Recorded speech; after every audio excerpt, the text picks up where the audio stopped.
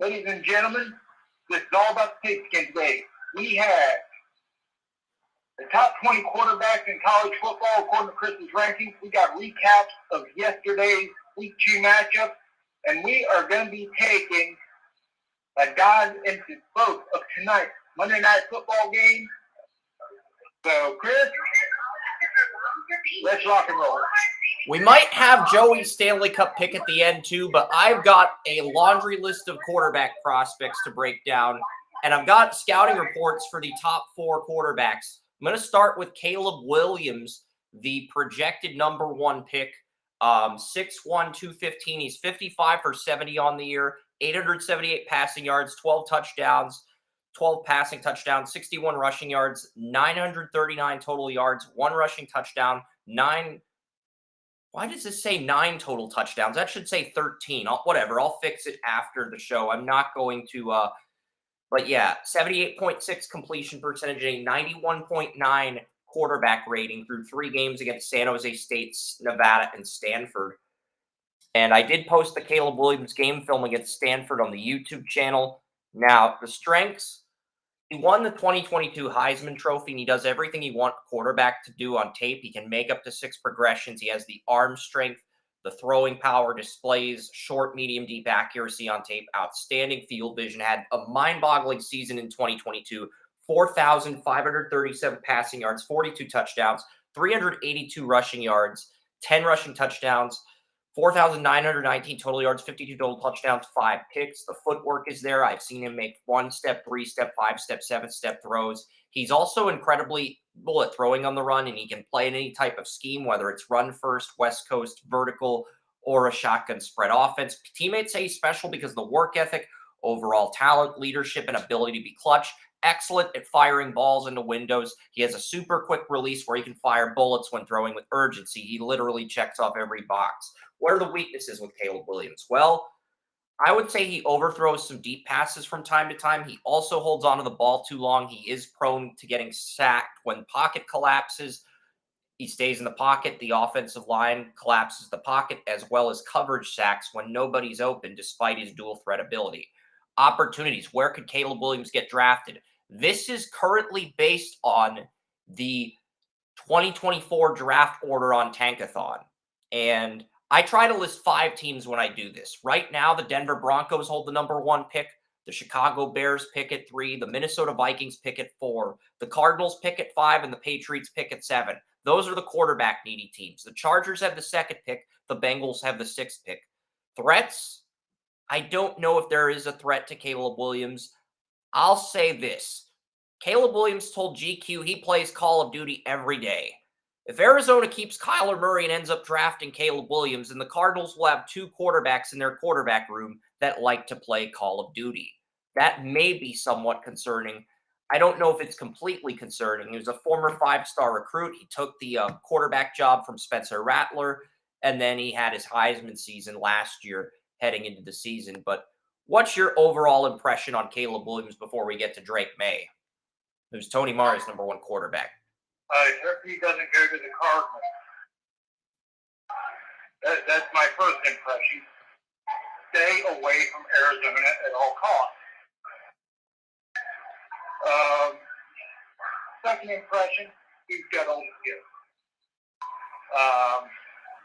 There's no doubt about that. He's got all the skills, all the physical intangibles to do the job. Now, is he a special football player? I don't know. We haven't seen the special football player, but we have seen the special athlete and a very good football player. So I'm really interested to see, because even if he does go number 1 overall, as you just stated, there are teams that he stay away from because they have bad influences, a.k.a. Kyler Murray, and teaching him to spend all day playing Call of Duty instead of playing football and studying the playbook. You know, he probably shouldn't have said that in the GQ interview. He probably shouldn't have said that in the GQ interview. His agent's going to tell him to.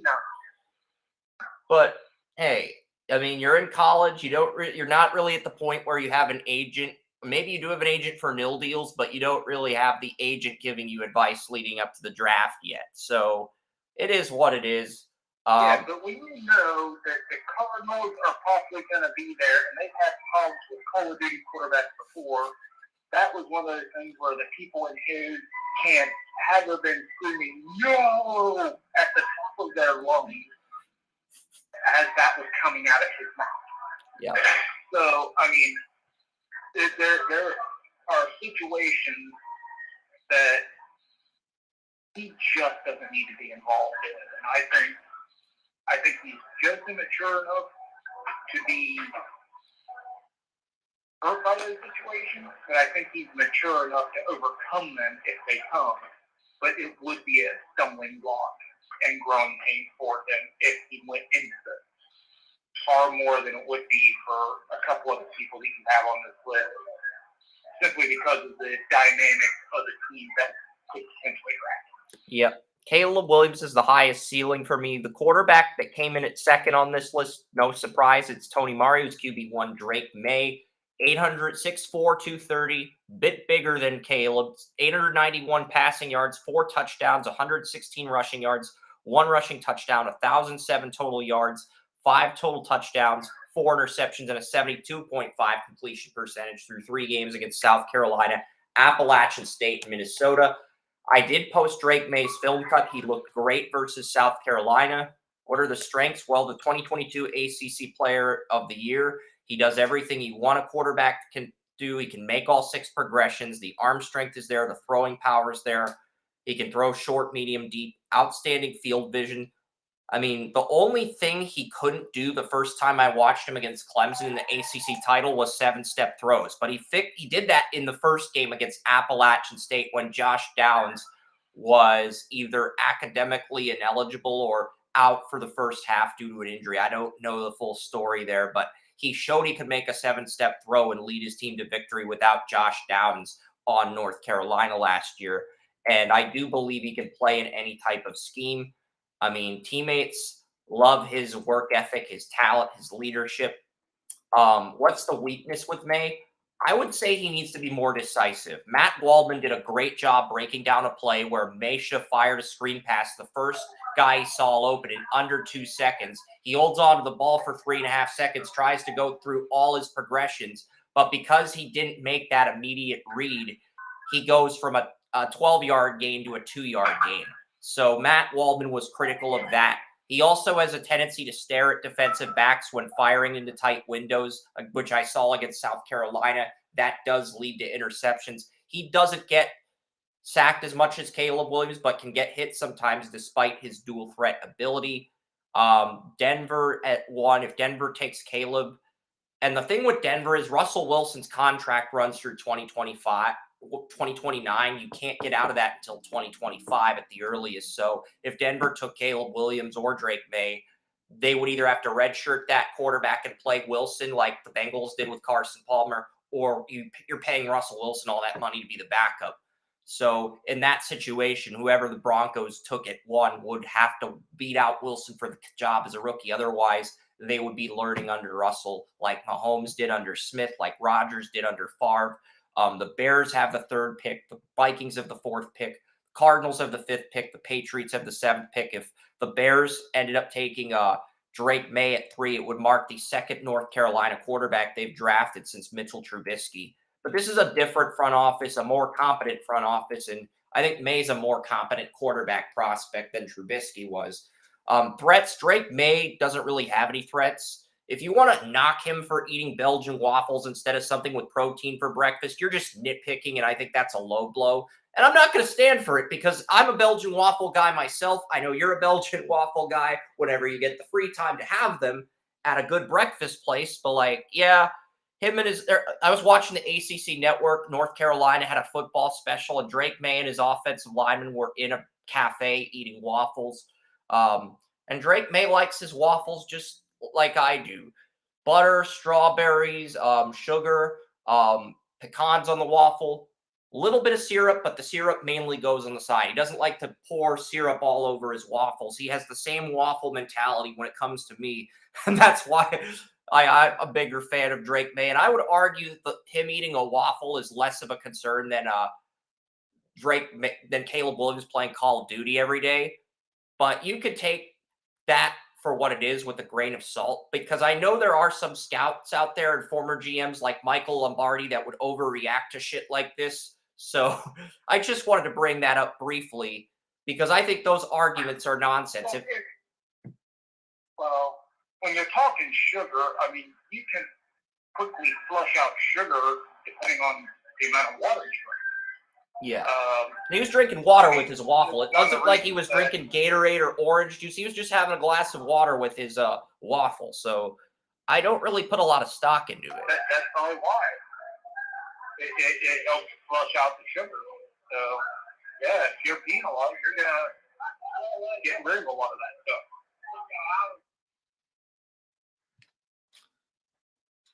I mean, I can understand why you'd want protein in your breakfast if you're a tight end, lineman, edge rusher, quarter, receiver. But if you're a quarterback, I put more stock into how you play than your nutrition. But nutrition's still important regardless. But eating a Belgian waffle for breakfast is not a deal breaker for me if you're a quarterback.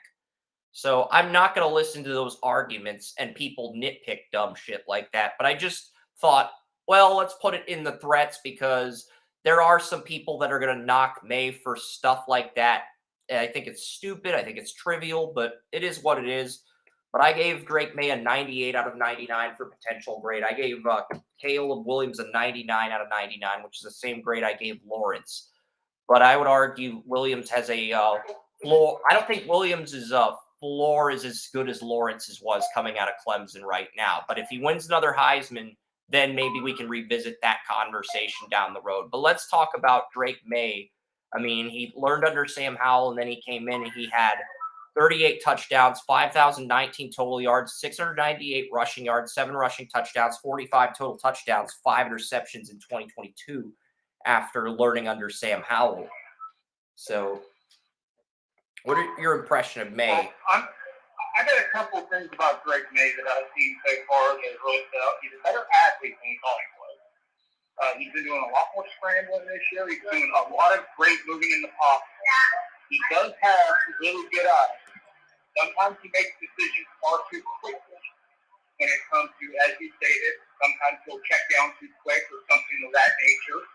But if he gets out of the pocket, he's always got his eyes downfield. He's always looking there to pass first, run second. Another thing I noticed, he's a lot bigger than the first time I watched him. I thought he was about 6'1", 215, which is fine. But it turns out he's 6'3". He's 6'4", 230. 6'4", yeah. So it's like I read that he bulked up an extra 5 pounds of muscle. So I guess those Belgian waffles didn't hurt him too much. So he's stronger than he was last year. And he's taller than I thought he was. So that's always a positive. But the thing that really stands out to me, when I watch him throw, watch his throwing motion, always over the shoulder, always by the ear, and watching him pass, I can tell you now, he's already got one of the fastest releases in the NFL. And he's in college football. He gets it up there, boom, boom. It's just like, just really quick. He gets it out there, he fires it down, and if that type of release, you can go to a team that doesn't have a very good offensive line, and you can still be highly successful as a quarterback straight out simply because he's going to mitigate that pressure. Simply because he's going to have, I think, I didn't have my stopwatch anymore, or it was in a bag somewhere or whatever, so I took out my phone and I used that. Not quite as accurate, but, I mean, a lot of his releases are really, really quick. We're talking Ben Roethlisberger type under 2-second releases. He is just swinging. So that stood out to me as well, that he has incredibly good fundamentals. I mean, elite type fundamentals. So if he can get this, the mental side of the game slow it down because it seems like he does play fast, a little too fast. He hasn't slowed the game down as much as he should. If he can do that, I think he will be a superstar in the NFL. If he doesn't, it may be a little more rough transition for him. So it's that slowdown period that you really need to look at with him. Yeah, right now the Broncos pick at 1, the Bears pick at 3, the Chargers pick at 2. Maybe the Chargers and Vikings were to make a trade if the draft order remained like this. Maybe the Vikings make a trade with the Chargers to move ahead of the Bears for May. I just feel like if the Vikings got either May or Williams with the weapons they have with Jefferson, Addison, Hawkinson, with the offensive tackles they have with Darisaw and Brian O'Neill, I just feel like if the Vikings got either one of the top 2 quarterbacks, that is a team that would become a contender overnight. Like, they would be a powerhouse like the Bengals are right now, like the Packers were when they had Aaron Rodgers, like the Colts when they had Peyton Manning and Andrew Luck. Yeah. And I will say this. I think this is more of a 1A and 1B type situation. It is. Because I think May has less of a chance to fail, but I think Williams has a much higher upside due to his massive athleticism. I gave Caleb Williams a 99 out of 99 potential grade, which is what I gave Lawrence, and I gave May a 98 out of 99 potential grade. But I'll say this. I think Drake May has the better floor of the two at this point. I think you're in agreement with me on that. I can agree. Yes, I agree. Because Drake May, he can be someone more like a Peyton Manning, or he can be someone more like a Colt McCoy or an Eli Manning.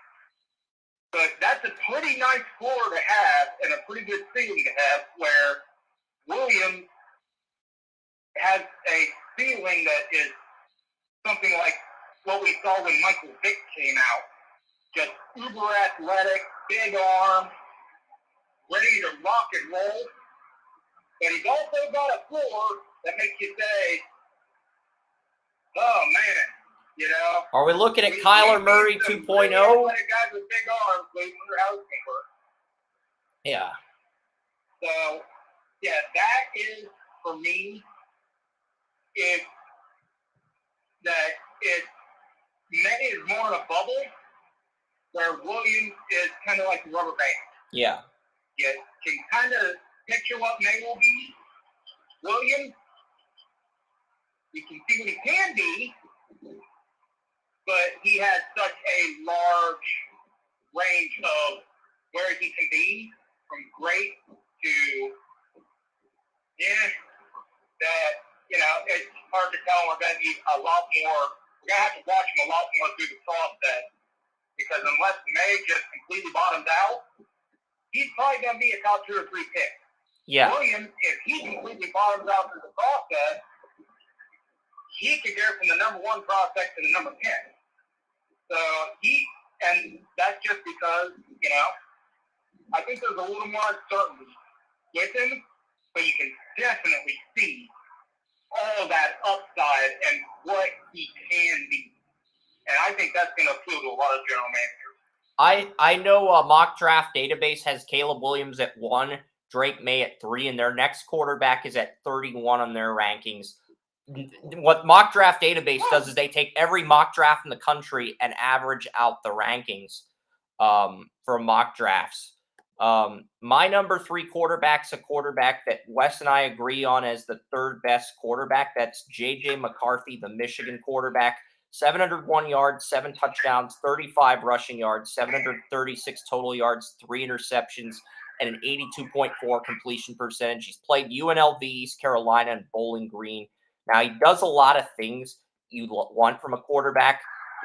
He possesses exceptional footwork. He has a lot of toughness, both physically and mentally, as a former hockey player. He can make all 6 progressions. He displays short, medium, deep accuracy, throwing powers there. I've seen him complete a 1-step, 3-step, 5-step, 7-step throw. He's also incredible at throwing on the run. I know Michigan runs a run-first offense, but he can play West Coast vertical shotgun spread.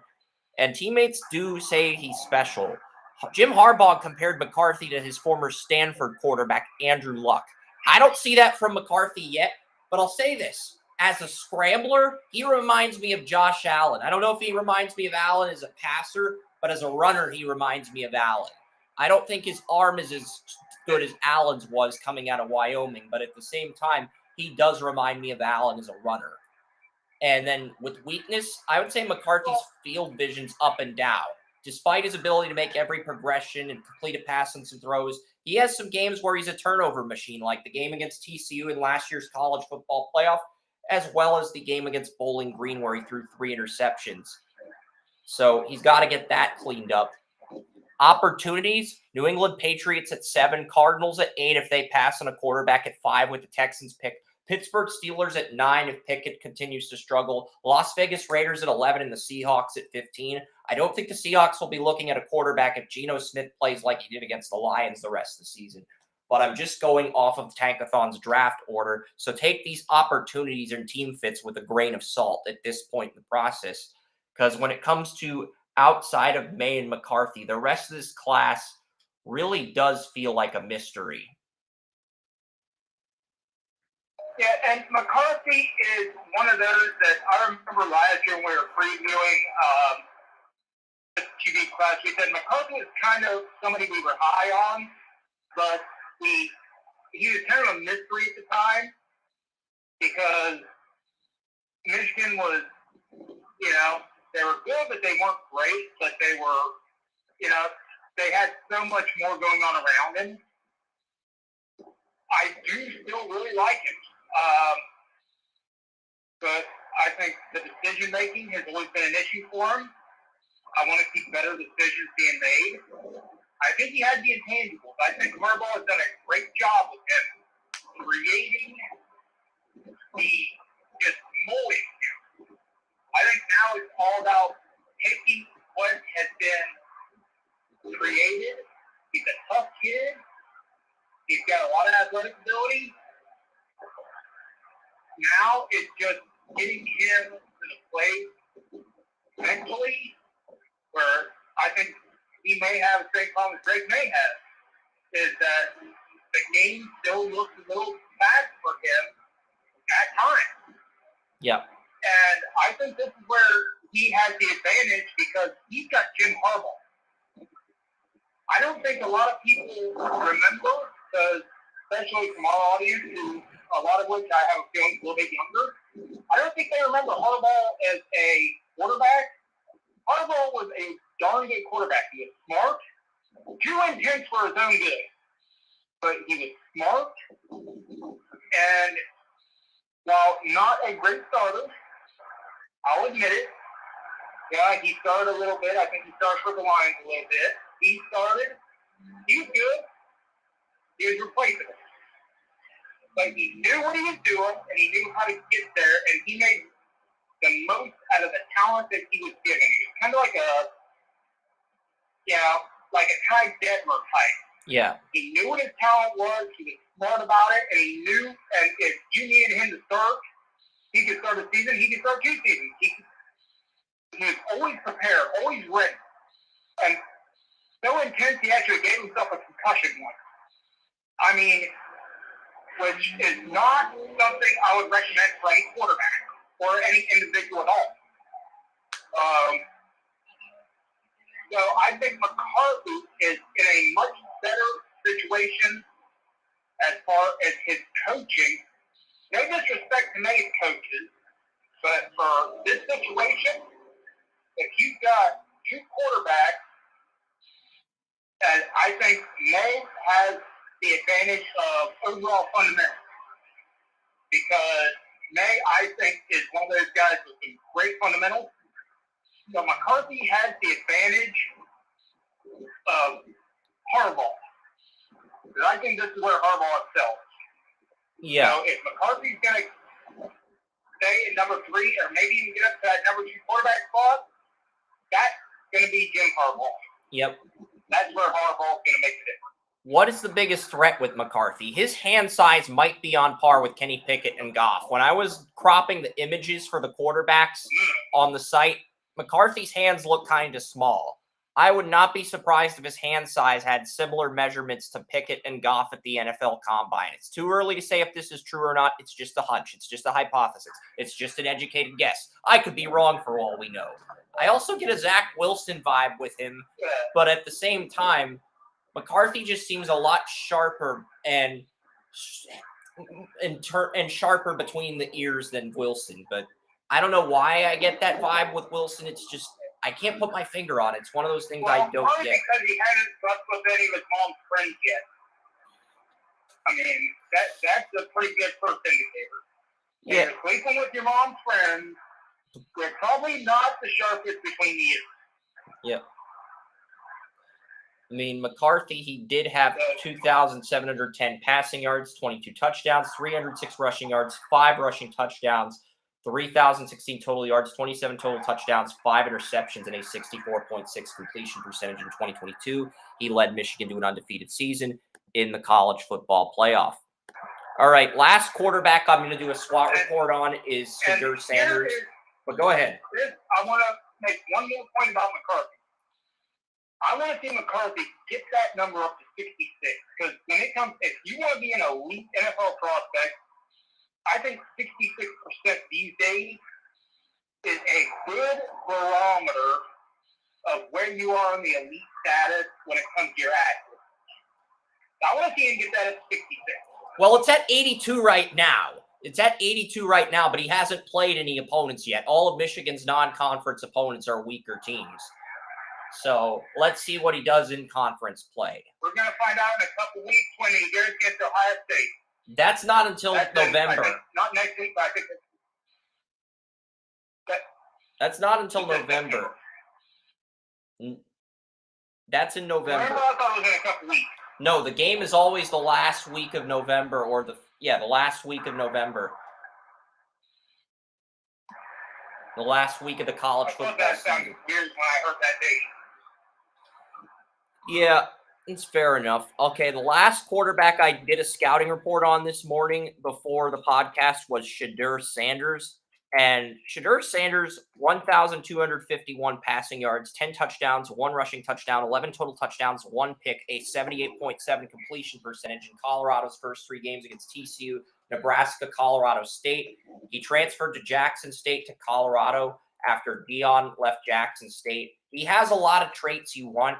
I saw him make up to all 6 progressions in one of Jackson State's games last year. And he's got the arm. He's got the throwing power. I think he's got the accuracy to make every type of throw. I've seen him in Colorado's spring game. He was making plays under center like West Coast plays. He's got the arm to play in a vertical offense. He can play shotgun spread. He can play run first. Teammates love his work ethic and his leadership traits. And this is a guy who impressed me enough to check off every box at Jackson State. But I wanted to see what type of leap he would make at Colorado before penciling him into the first round of any mock draft. Not only has Sanders made the leap, he's got Colorado off to a 3-0 start. What's the weakness with Sanders? Well, Shedeur Sanders had negative rushing yards in 2 of his 3 seasons, his freshman season at Jackson State and this year at Colorado. You can look at that and say scrambling needs to improve, but Sanders has the athletic traits you want in a dual threat quarterback. He's thrived for somebody who's only played in 3 FBS games so far. Opportunities, Arizona Cardinals at 8, Pittsburgh Steelers at 9, Raiders at 11, Seattle Seahawks at 15, and at 16, the Los Angeles Rams. I'm not sure the Rams are going to draft a quarterback, though, if Matthew Stafford continues the strong start he's had to the season. I don't really see any threats with Shedeur Sanders. When I watched the QBs for 2024 back in July, Caleb Williams, J.J. McCarthy, and Shedeur were the 3 that checked off every box for me. And he dominated Colorado's spring game in similar fashion to Anthony Richardson. Drake May checked off 9 out of 10 boxes, with the 7-step drop being the only unchecked box. But Tony Mario pounded the table for May as his QB1. So after rewatching Drake May, I went back, I saw him make that 7-step throw, and I saw a guy who could check off every box. And I'm not surprised that Williams, May, McCarthy, and Sanders are the top 4 quarterbacks in my rankings this early in the process, because that's kind of how it was back in July. So the fact that my July, everything's in September is validating my July tape analysis pretty much tells me I did my homework on this class. If my top 4 from July are still the top 4 in September, That tells me I did my homework on this class as far as the top 4 guys go. What do you? As far as Sanders go, I have seen more tape with Sanders this year than I have anybody. I've seen 2 of his games. I didn't see yesterday's game. That was at 9 p.m. on ESPN, and we're uploading it to Rumble, so you can watch it later. I am going to upload it to Rumble. I already have the MP4 file, so go ahead. Okay. He has more raw potential than anybody in this class. I'm talking Williams, May, McCarthy. I don't care who he plays. He has more raw potential than anybody in this class. He's got probably the best arm in this class, most athletic ability, got a good head on his shoulders. He kind of reminds me of his dad when his dad played, only a quarterback. Good head on his shoulders, incredibly confident. But he hasn't gotten to the point of cockiness yet, so he's a little bit more down to earth than his dad, at least at this point in his career.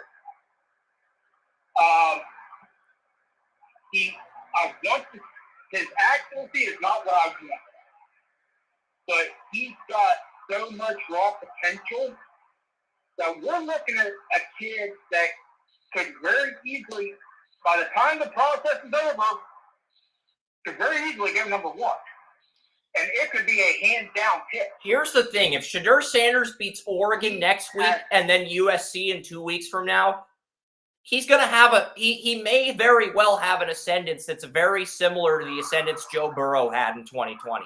I'm not comparing Sanders to Burrow in terms of skill set. That's crazy. But, like, his ascendance in draft rankings may be very similar to Joe Burrow's if he can beat Oregon and USC in 2 weeks from now, when USC goes to Colorado to take on the Buffaloes.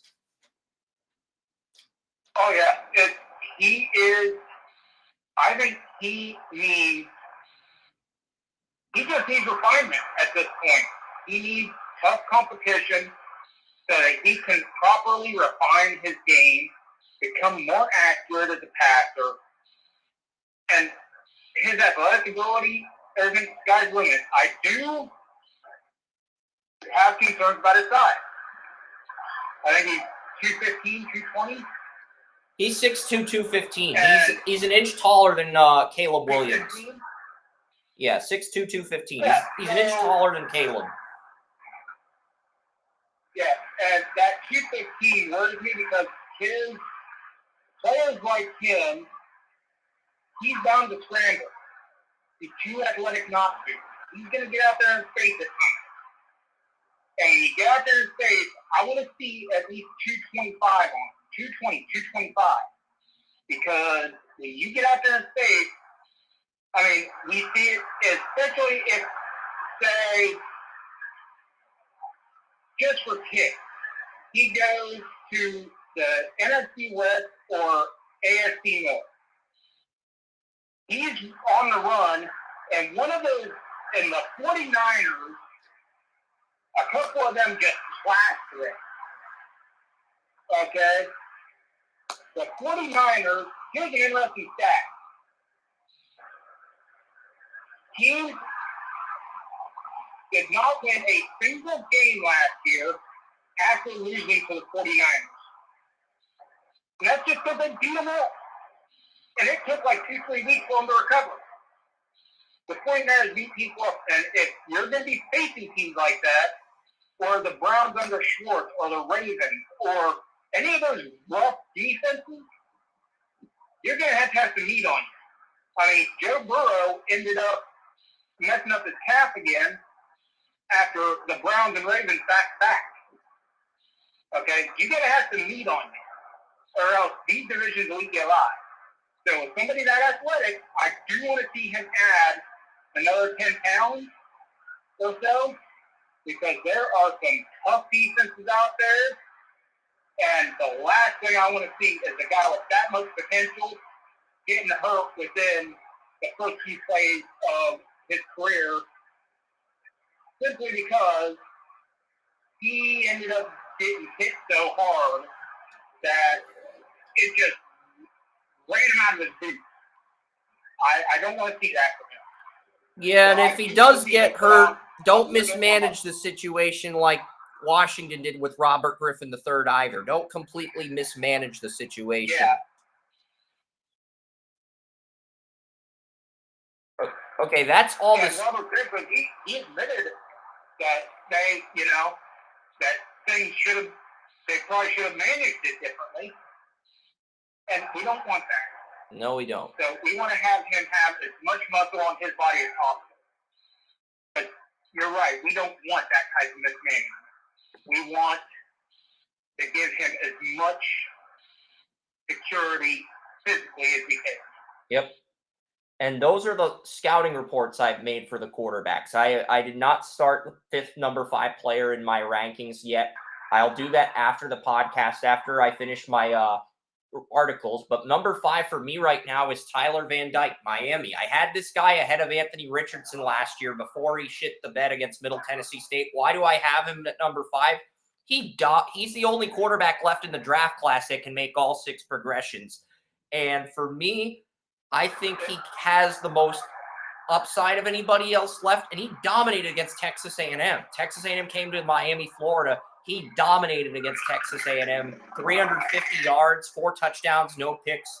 So for me, he's back in that conversation. He showed flashes of that guy he was as a freshman redshirt, and he's back in that conversation as a first-round prospect. Now, Michael Penix Jr. and Quinn Ewers have balled out to the point where they remain in the first round, but they're not guys who make all 6 progressions like Van Dyke could as a freshman redshirt when he came in, took over the starting job at Miami for De'Aaron King. And for me, that separates Van Dyke from the other guys that have first-round grades in this class. But it's still pretty early in the process. And here's the thing. I was a huge proponent of Van Dyke last year. Like you say, he kind of shat the bed. But he made the smart decision. He came back when he very easily could have gone pro. He came back, and I think that was needed because you don't just shat the bed after having a great year in a big situation unless the experience is not there. Van Dyke, I think, is in the same conversation as Sanders, as when you're looking at raw ability and potential, if he aces it like he has for most of his career and doesn't shit the bed during the big moment, if he does not shrink during the big moment and then continues to ace the process, we may be sitting here in March saying Daniels and Van Dyke are number 1 and 2. What happened? I mean, they aced the process and they took that raw potential that they have, took it by the throat, and ran with it. And hey, we can't, I mean, that's the fun part about doing this early, especially when it has guys that you've been scouting for a while, because we can really go into some of this stuff. But like you said, hey, there's 5 right there. Let the audience chew on those 5 and rip them down, build them up, whatever they want. We got a lot of football left. Yep. And numbers. So we're going to see who the best of the best is.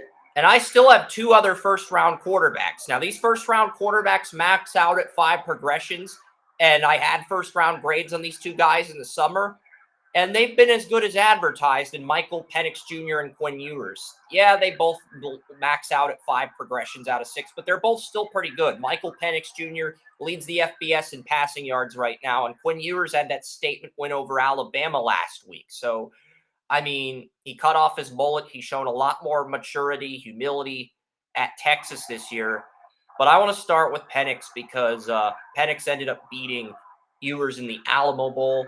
The arm was there. The accuracy was there. I mean, I see a guy who could be a very good high-end starter. And the 7 quarterbacks I have first-round grades on, I have Pro Bowl grades on all 7 of those guys, but I only have blue chip grades in the top 4 guys in Williams, May, McCarthy, and Ewers. I don't have a blue chip grade on Van Dyke yet because I want to see him continue to play like he did at the end of 2021 in 2023 as we get into conference play. So that's why I'm put a 94 on him. But I had a 94 on Burrow, and I severely underrated Burrow looking at his NFL success now. But like looking at Michael Penix Jr., he has just gotten off to a phenomenal start for Washington this year. Leads the country in most passing yards per game. Dominated against Boise State. He dominated against Michigan State on Saturday. I mean, Michael Penix Jr. is in that conversation with Caleb Williams and Shedeur Sanders as the best quarterback in the Pac-12. He is. I mean, maybe he doesn't make as much progressions, but just in terms of, I think the only reason he's lower than the top 5 guys I mentioned is because of his durability issues and because of the fact that he maxes out at 5 progressions, despite beating Quinn Ewers in his bowl game and showing elite arm strength and throwing accuracy. And you have always been higher on Penix than I have. I don't think he sees the field very well. I don't think he necessarily makes great decisions with the football. He's got great arm power. I'm not going to take that away from him. But he doesn't strike me as a guy that can make the decisions accurately, quickly. He doesn't catch me as a guy who can think, oh, shit, this ain't going to work. Let's do something else. He doesn't strike me as somebody who has a great IQ for the game. Now, if he comes up and does some holy shit, he made something out of nothing moments like the other 5 guys have in their careers, hey, then we can have another conversation because that shows great growth. But I need to see him make those progressions. I need to see him say, oh, shit, I mean... Well, Michael Penix Jr. led the country in passing yards last year. Penix led the country in passing yards a season ago. He currently leads the country in passing yards for a second year in a row, and his 94.2 QBR is number 1 in the country right now. So I don't have a reason to move him out of the first round. Oh, no, I didn't say move him out of the first round. I think he's more in the back end of the first round. I think Tyler Van Dyke, he's in the 11 to 16 range, and then I think Penix and Ewers are in the 17 to 32 range. I don't think they're not first-round quarterbacks. Okay, that's fair. I think they're more back end of the first-round quarterbacks. Like, because I'm looking for the reason it's like to move him up. I don't think his IQ is top 10 average. No. I think he needs a lot more work with his football IQ, but his arm power is amazing. Yeah. I'll never say anything about his arm power. I mean, there's nothing negative to say about that. Yeah. I just want to see his football IQ because great quarterbacks are all highly intelligent when it comes to their football IQ. And he has not shown that he can make all those decisions, that he can make the thought process work. I mean, we've seen it before with Washington quarterbacks. Great arm talent, lights up college football, gets into the pros, shits the bed. Yep. But they just don't, for some reason, Washington just doesn't, they don't promote that high football IQ. I don't know what it is. I don't know if it's a cultural thing, but, you know, if there's a quarterback, Penix may be the most talented out of all of them. And if he is, then he may be able to sit on the bench for a couple years, a la Jordan Love, who we all said didn't really have much of an IQ. He's doing pretty damn well this year after sitting behind Aaron Rodgers for a couple years. You know, he may be one of those guys that just needs a coach that can just bring that up to speed, kind of like what the Packers did with Jordan Love. And once that's up to speed, I mean, sky's the limit for him. Yep. But to get into that top 5 to 10 range, I want to see it on a college level. Yeah, I think I have 2 quarterbacks in my top 5 in Williams and May, and I've got 2 in my top 10 with McCarthy and Shadur Sanders. And then I've got Tyler Van Dyke in the 11 through 16 range, and then I've got Penix and Quinn Ewers in the 17 through 32 range. I think that's a fair assessment at this point in the process, although it could change. It really is, because one of the guys that I really like, but I'm not going to delude myself on him. Somebody I was talking to you about during the preseason, somebody I was talking to you about a year ago, I texted you're number 6 guy. He is Yours is guy 7. I actually think maybe the second best pocket passer in this class, just from what he can do within the 2 tackles. Yeah, and that's pretty impressive. And he's just athletic enough that he can do a few things with his legs, but that lack of overall athleticism. Drake May has really good athleticism. He can get out of the pocket and do things. I don't see that same athleticism from you. I've seen Ewers scramble. Ewers is mobile, but he's not an athlete in terms of being a quarterback, because I've seen him scramble. He can make plays. That's basically what I'm trying to say. Yeah. Yeah. That's what I'm trying to say. He's just not that, he's not that guy that's just going to, quarterback draw, let's run for, 10 yards or something. He's not that guy. He's just not an athlete. I have him in the late first round, but there's some people like Stuart Brooking from our group said he's QB3. He belongs in the top 10 where you have McCarthy. I don't agree with that. I mean, last year there were games where his accuracy was so off, he was showing flashes of Landry Jones. But as far as his arm talent goes, he's a poor man's John Elway in terms of arm talent. So, he's a poor man's Elway in terms of arm talent. Yeah, I would like to see him, as far as passing goes, I would like to see him fix his release point. When his release point, sometimes he releases it. Most of the time he releases it on point, but, it's kind of like Baker Mayfield sometimes he releases it high, sometimes he releases it low. The release point just isn't consistent like I would like it, and sometimes it comes to your point that, it's all over the place when he's throwing it, which sucks, but that is when a lot of young quarterbacks have trouble with accuracy. One of the things I noticed is when you slow it down, their release point, it's not consistent. And a good coach will look at him and say, okay, let's slow the game down for you. Let's, don't move your feet. Just stay the feet. Let's work on that release point. Get that release point consistent, because that outside of footwork and overall mechanics, that release point is the one mechanic that will get most young quarterbacks. What's your grip? Where are you releasing this thing?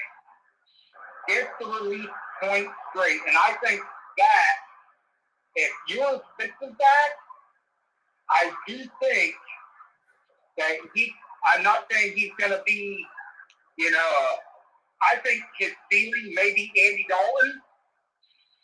But Andy Dalton had a pretty damn good career, no matter what. Yeah, I gave Quinn Ewers and Penix both a 93 out of 99 potential. I gave Van Dyke a 94. Yeah. So to recap my 7 first-round quarterbacks, we have Caleb Williams, 99 out of 99, Drake May, 98 out of 99, McCarthy, 97 out of 99, Shadur Sanders, 96 out of 99, 4 blue-chip QBs, and then I have Tyler Van Dyke, 94 out of 99, and then Penix and Ewers both at 93 out of 99. With 7 quarterbacks projected in that first round, but 2 top 5, 2 top 10, 1 in the 11 through 16 range, and 2 in the 17 through 32 range. That's just where I see this right now. Because I do want to say that I think Ewers can have a career similar to Jared Goff or Andy Dalton. Not something utterly spectacular, but he gets the job done simply because his fundamentals, his release points, all of that stuff are on task. And unfortunately, as you see with Andy Dalton, you look at him nowadays, it's like, you said something about, I think last year you said, yeah, Andy Dalton started for the six. I'm like, oh, hell no, change my pick. Because guys like that, once the physical traits start to go, there is nothing left. But at the same time, I say the same thing for Josh McCown. Once the physical traits go, there's nothing left. But you're going to have a long, successful career. A lot of that time is going to be a starter because you got it between the ears and your fundamentals are good. And that's what we're seeing with Jared Goff. That's what we saw for many years with Andy Dalton at Cincinnati. And that's what we saw with Josh McCown before his physical traits started to go with the 5 or 6 teams he was with. Is that guy that's going to have a great career, who's going to start, he's going to back up, he's going to do anything asked because he's got it. He just doesn't have the physical tools to go with it. Yep. And those are guys that are highly coveted in the NFL. Believe me, Jared Goff, under no circumstances, would be starting in this league if he didn't have the fundamentals and have it between the ears. Because his physical talent, he's probably not a top 32 quarterback as far as physical talent goes, but he knows what the hell he's doing. Yep. And he's damn good at knowing what he's doing. Agreed. So do not underestimate that aspect of anything. Absolutely. I have 2 quarterbacks that can make up to 5 progressions, but I just haven't seen enough from either of these guys to go in the first round. And like Quinn Ewers is a right tackle that's in this year's draft, and his left tackle is Kelvin Banks is probably going to be the number 1 pick in 2025 with how Aller played against Illinois on Saturday.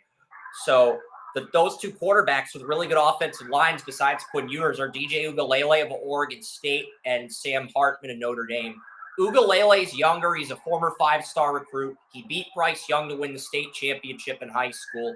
And he went from reading 1 or 2 progressions in 2021 to 3 to 4 at Clemson.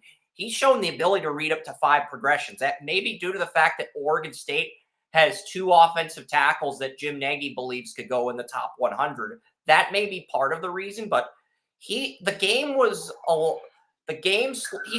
slowed down for him when I watched Oregon State against San Jose State on CBS this year before week 1 of week 1 of the NFL season.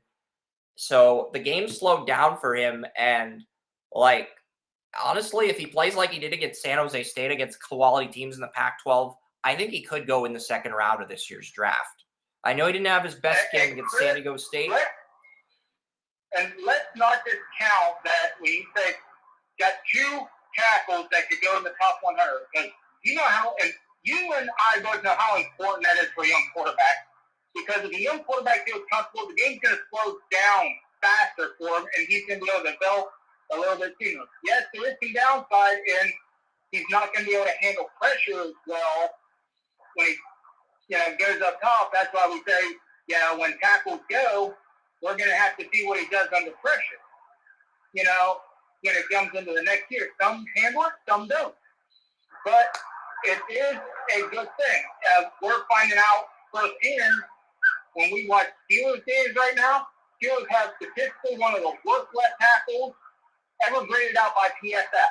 And Dan Moore Jr. They need to start Broderick Jones. It's like when the Steelers had Trubisky, but waited to start Pickett. That's kind of like what they're doing with Dan Moore Jr. Yeah, so we're going to have to look at, and see and pay real close attention to what happens when he is rushed. How does he handle when he is rushed? Because if we're not going to see how it looks without the 2 tackles, we're going to have to pay far more attention to what he does when he is rushed. Because that, while it may not happen often, that's the tail of the tape. because that's going to tell us what we need to know about how he handles pass. And here's the thing with DJ Ugalele. DJ Ugalele, I trust his football character because, you know, DJ Ugalele's girlfriend actually quizzes him on the team plays that the team calls. So that's a bonus for Ugalele because that's going to give him an advantage in the pre-draft process when Mariucci interrogates him at the combine. Yeah. Well, when it comes to him, I've never had a problem with his character. For me, neither did I. And his development is not even really all him, because Oregon State has a hit and miss history with quarterbacks. Yeah. I mean, sometimes they hit on them, sometimes they miss on them, but the development's not consistent. So, I mean, it's never really been. I don't have as much faith in him because his football character's there. He's got a lot of physical traits you like. But Oregon State is kind of Oregon State's interesting with how they go about quarterbacks because sometimes they get some really nice ones that end up playing in the NFL for a few years, and sometimes they think, oh, this guy's going to be great. And then, yeah.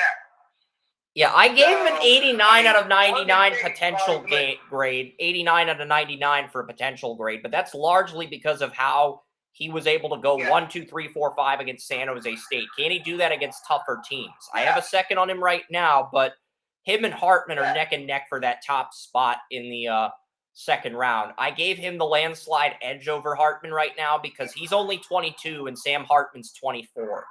But at the same time... And let's be honest, guys. I'm not as much for conspiracy theories as Chris is. But if you look at the statistics, he may want to drop to the third round rather than staying in the second round. Because second round QBs, first round QBs, work out more often than not. Third round QBs, they did pretty well. Second round QBs. I think he's better prospect. Second round QBs are not big. Yeah, he's a second round QB in my book, but I think his ceiling is higher.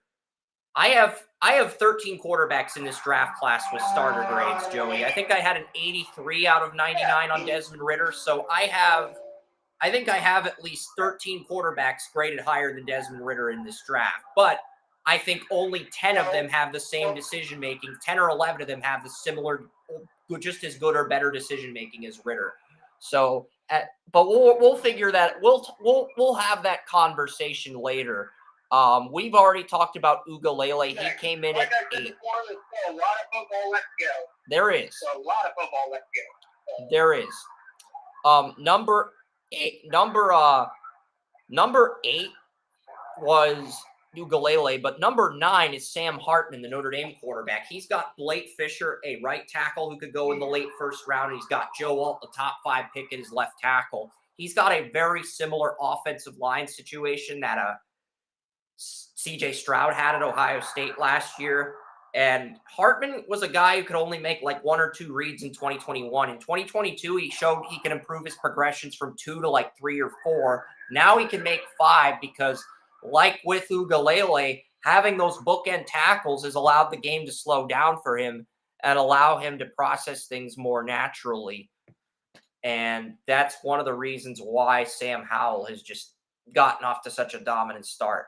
I really want to see what he does against Ohio State on Saturday because that's a game that's going to test him. That defense is going to test Sam Hartman. Yeah, so do I. Because Hartman is a guy I pointed out to you a couple years ago. A guy I looked at and I thought, damn, this guy has some skills. Like, he is raw as hell. Because I think it was when he came in as a backup. Yeah, when he was in a backup role and he came in for a game or something like that. And I said, this guy's got some skills that he is raw as hell. And he threw some great passes, and then he threw a couple. I'm like, oh, damn, that almost got intercepted or something along that line. But, man, it looked pretty when it was getting intercepted. So it's like I'm glad he's got the tackles to further develop, but at the same time, I'm looking at him like, dude, you're getting every opportunity here. You have got the best opportunity at Notre Dame since Brady Quinn to potentially knock your way into the first round. You got all the talent. If Hartman beats Ohio State next week, I probably am going to move him into the first round. And I haven't seen anything from the top 7 quarterbacks. Because I don't think he's got as much hype as he probably should have. I think that's partially due to his age, partially due to him being 24 years old like Hendon Hooker. That's probably why. But also, a lot of it has to do with him being Notre Dame. People are jaded about Notre Dame. Let's face it. You say Notre Dame, do you say quarterback? You're like, no, you say, why the hell are they still around? Why are you talking about them? So I think a lot of it has to do with Notre Dame. Because it didn't stop Brandon Whedon at 25 from getting all that hype. I think a lot of it has to do with Notre Dame and the fact that he's the quarterback for Notre Dame.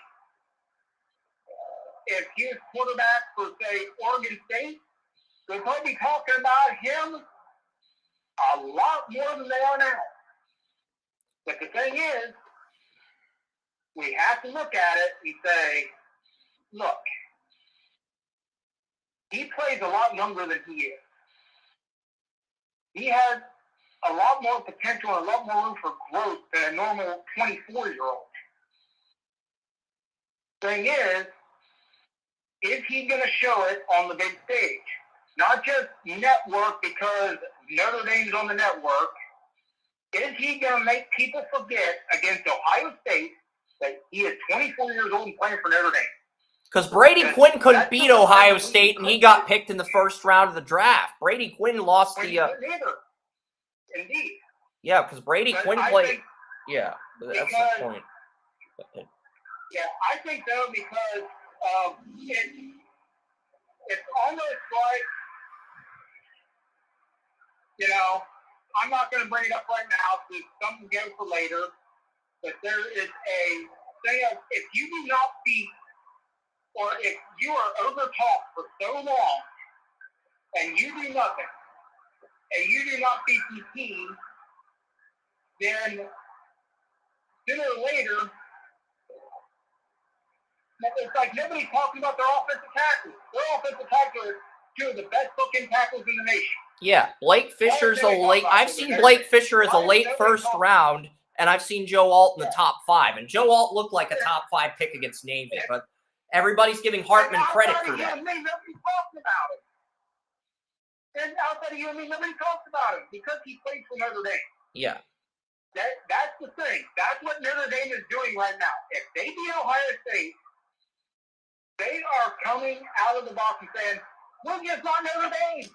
We got guys. Yeah, and Hartman, I'd be open to moving Hartman up a spot in my quarterback rankings from QB9 to QB8, and I'd also be willing to give him a first-round grade because none of the top 7 guys that I have Pro Bowl grades on have done anything to take themselves out of the first round yet, but at the same time, there's still an opening for Sam Hartman if he can deliver this weekend against Ohio State. I don't know if I could say that for DJ Uiagalelei. He would have to win multiple games against quality Pac-12 opponents, but we'll see how it plays out.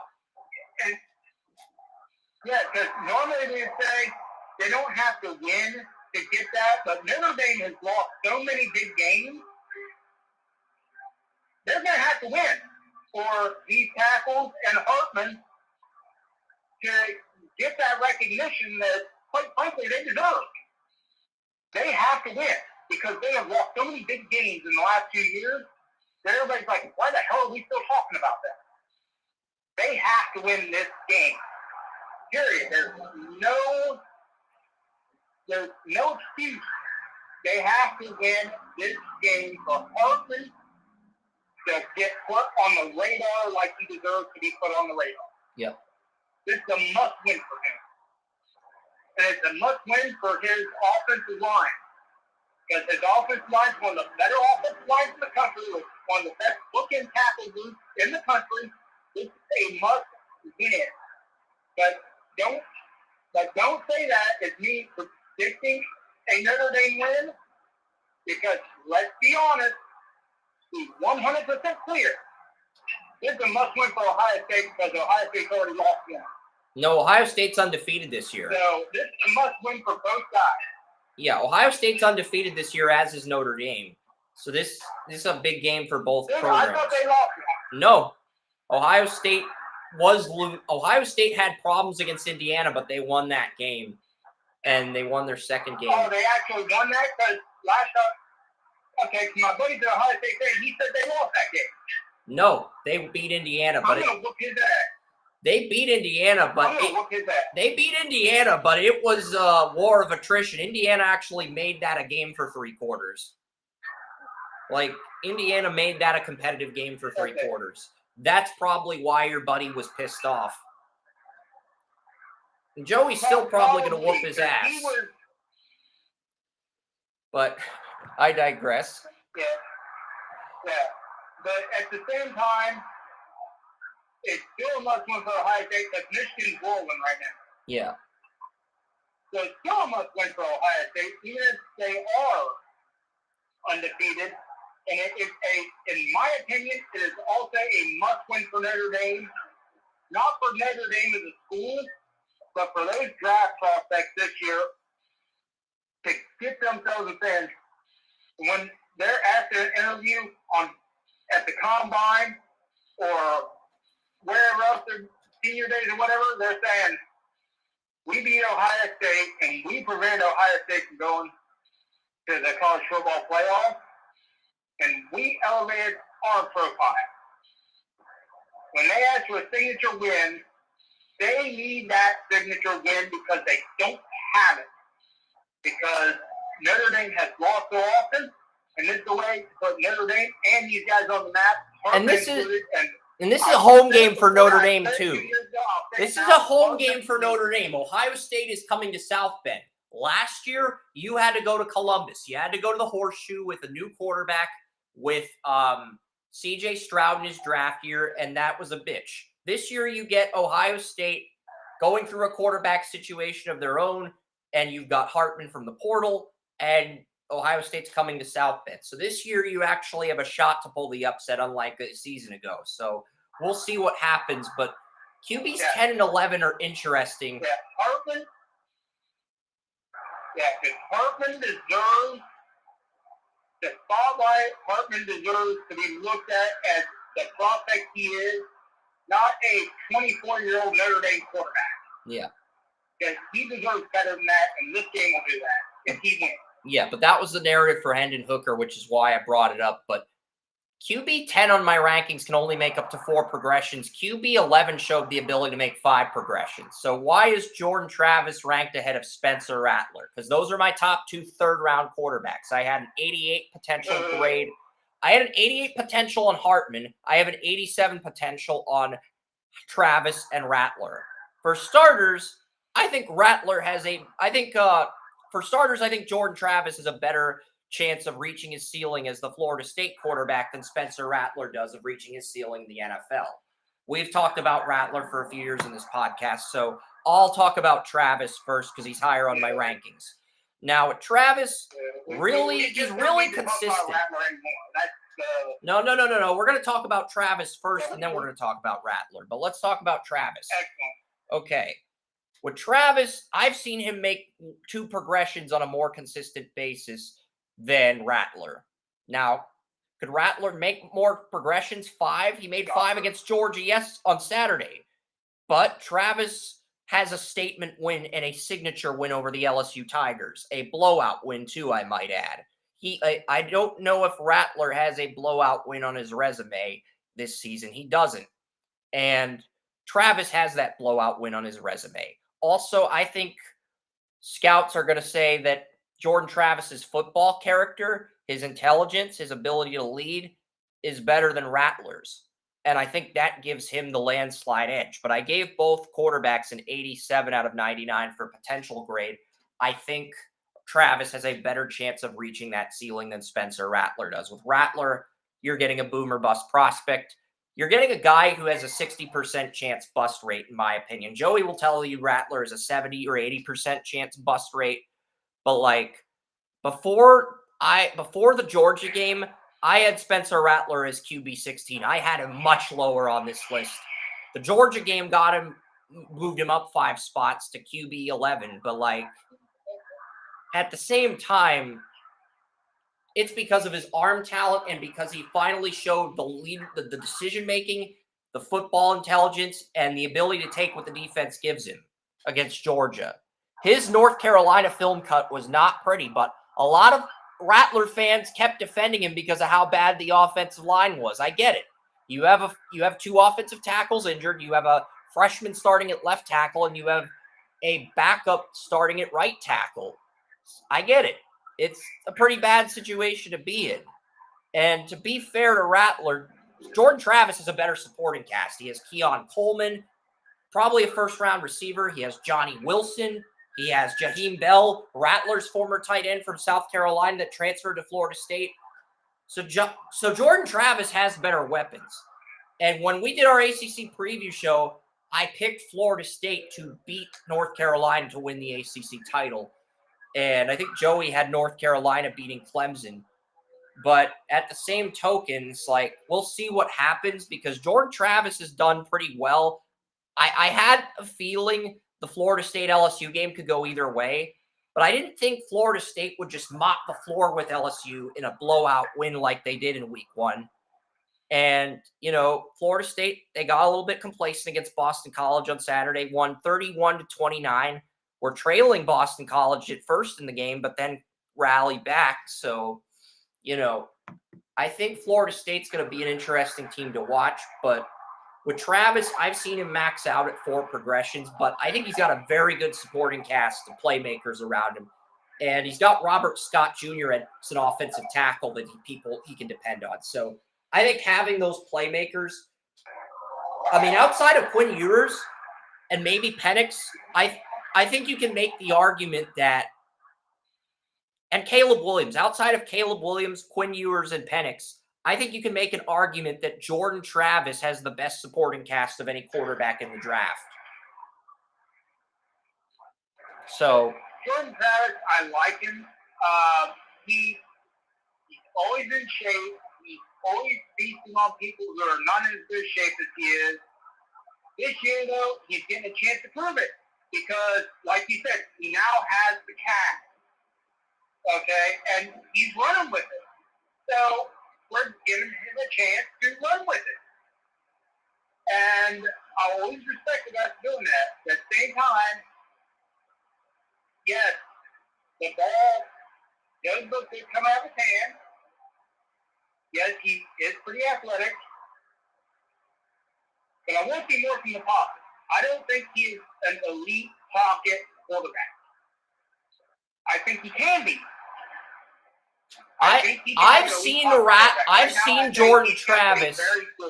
I've seen Jordan Travis make 1-step, 3-step, 5-step, 7-step throws, but I feel like a lot of his throws are shotgun spread. I want to see a little bit more West Coast. I want to see he did operate. I want to see him show the ability to run a balanced run first offense, and I'm not sure he has the arm to run a vertical offense. So with Travis, for me, the thing is he might be a system quarterback in a shotgun spread offense at the NFL. Yeah, I like his arm. I'm a little higher on his arm than you are. But I do agree with you that he does seem limited in the pocket, which is something that concerns me. He's not making all the throws. He's making good throws. He's not making all the throws. I think he may make half the throws, and that's me being generous. I don't see him making a lot of out routes. I don't see him shooting the 20. I don't see him doing all this that an elite pocket passer would. I mean, even Colt McCoy was able to knock that 20-yard flag at the combine. I don't see him doing that yet. He hasn't shown the ability to hit all these throws. Yeah, and some of the people in scouting college football got pissed off, like Cody Vanderhoen. Some of them got pissed off that we didn't put Travis in the top 5, and it's like he hasn't shown me that yet. He's only shown me he can play in one offensive scheme, the shotgun spread. There's 4 offensive schemes. There's spread, there's vertical, there's West Coast, and there's a balanced run first offense. I've only seen him show the ability to play in the shotgun spread. Now, the other 9 quarterbacks we already broke down, they've shown the ability to play in all 4 offensive schemes, which is why we're higher on those 9 than we are Travis. But at the same time, I think Travis is a safer prospect than Spencer Rattler. You can make an argument that Rattler can do more than Travis because of the arm talent, because of the progressions that he showed against Georgia. That's great and all, but when you watch Rattler versus North Carolina before the Georgia game, he got sacked 9 times. 4 of those sacks were on his offensive line. 5 of those sacks were on Rattler holding onto the ball too long, Rattler playing hero ball. And I even pulled up a clip, a 3rd and 7 clip, where Spencer Rattler had 2 wide receivers open for the first down, and instead of making the basic play, he just decides he's going to take off and scramble. And it's like, that just infuriated me as a fan to the point where I actually have to take a picture of this clip. Why, in a nutshell, why Travis is ahead of Rattler. Yeah. Because of what's between the ears. I mean, if it's 3rd and 7, if it's 3rd and 7 and you have 2 wide receivers wide open, nobody's covering them, you have to get one of them the ball. You can't just try to play hero ball or scramble out of the pocket in that situation. It's 3rd and 7. Nobody's covering those receivers. And if you throw to either one, you get the first down and you keep the drive alive. Yeah. What did we say about Jared Goff? Not the most talented guy, not one of the most few talented guys in the NFL, but he's starting because he knows what he's doing. If he sees an open guy, he's hitting that open guy. It don't matter if he's 20 yards downfield or 2 yards downfield. That's what Rattler has to do. Now, Rattler's not that damn smart. Rattler showed that against Georgia, but he didn't show that against North Carolina. And if he had shown that against North Carolina, maybe South Carolina would have won that game, but South Carolina's 1-2. Now, one player on South Carolina that I do absolutely love as a prospect is their wide receiver, Xavier Legette. I saw him catch a ball in traffic against North Carolina, and I was like, damn, maybe I need to do a film cut on him before I start my Quinn Ewers film cut. But yeah. Yeah, I agree with Legette. He's a guy that we talked about last year. He's a guy I watched film on. That dude's he plays so big. It's like, I'm not even sure of his size, but watching him play, it makes me think he's 6'4", 240 pounds. He plays like a huge receiver, and he just goes up and just gets the ball, he grabs it, brings it down. It's like, now what? It's like, I'm pretty sure he's not that big, but he plays that big. And that's impressive. Yeah. But if you have a receiver that can go up and get that thing like that, whoo, man, that's the guy that impresses me. Yep. And then you look at, there's 2 more quarterbacks that I have starter grades on, and I have both guys projected to go in round 3. My QB 12 with an 86 out of 99 potential, 1 potential grade lower than Spencer Rattler, Bo Nix. And when I saw Bo Nix against Washington State, he only made 3 reads. This was the Oregon tape from last year, but we're going to see Bo Nix against Shedeur Sanders next week. Maybe he's improved that progression ability since last year. And if he has, he's got a chance to move up, maybe ahead of Rattler, maybe ahead of Travis. I think Pro Football Network does have a first-round grade on Bo Nix. I'm not that sold on Nix yet, but at the same time, the guy's got too much talent to fall out of the 3rd round. Even I have enough common sense to recognize that. So I put him at 12 and in my rankings out of 20, and I've got a starter grade on him. So we'll see what he does, because you were high on Bo Nix in our Pac-12 preview show. These guys that were mentioned now are, in my opinion, from Rattler on back, are guys have all the physical tools, not all the mental tools. Maybe they're not going against the best competition. These are guys that have a chance to really make a difference and move up the draft, but are also guys that could have, in projection at this point, good backup quarterback careers based on how they do the rest of the year and what they've shown so far. So just to put that out there for the people, Chris, keep going. Yeah, but Bo Nix, he does a lot of things. He threw a 60-yard completion, 60-yard touchdown pass. I think his arm strength is on par with Joe Burrow's. As far as just arm strength, I don't think his accuracy, his decision-making, his football IQ is on Burrow's level, but just arm talent, just arm strength, throwing power, velocity. I think Bo Nix's traits in those areas, the arm strength, the throwing power, the velocity, I think it's on par with Joe Burrow's. That's probably the most positive thing you'll hear me say about Bo Nix, because I think his progressions limit out at 3 out of 6, but that's not horrible if you have an arm that's similar to Burrow's. Good, but not great, but, Well, you know that I've been a Bo Nix proponent for years. I love Bo Nix. I love his potential. I love what he can do. I believe he can make 4 to 6. You believe 3 to 6. So we're kind of splitting hairs on that one. Because we've seen different games. I don't think either of us have seen the same game outside of an Alabama game that Bo Nix has played. Yeah.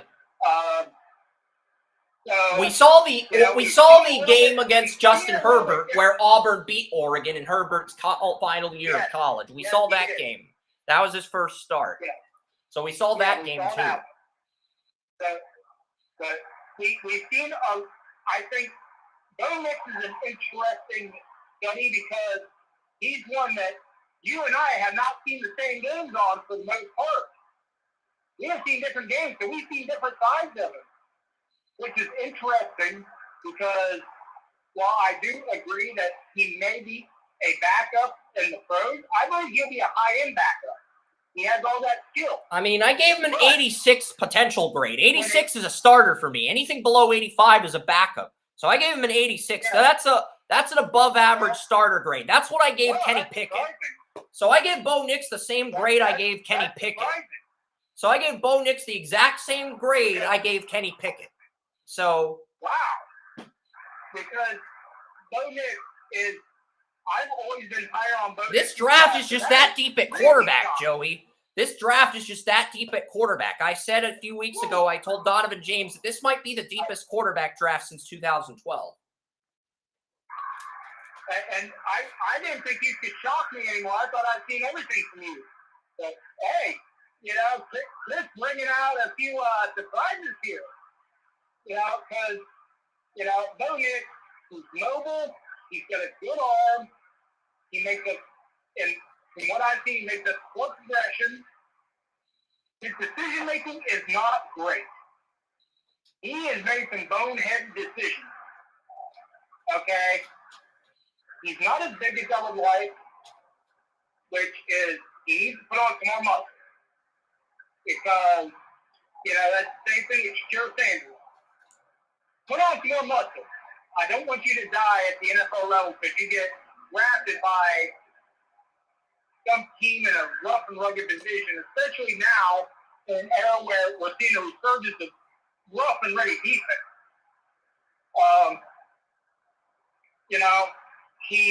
I think he has a great mind for the game.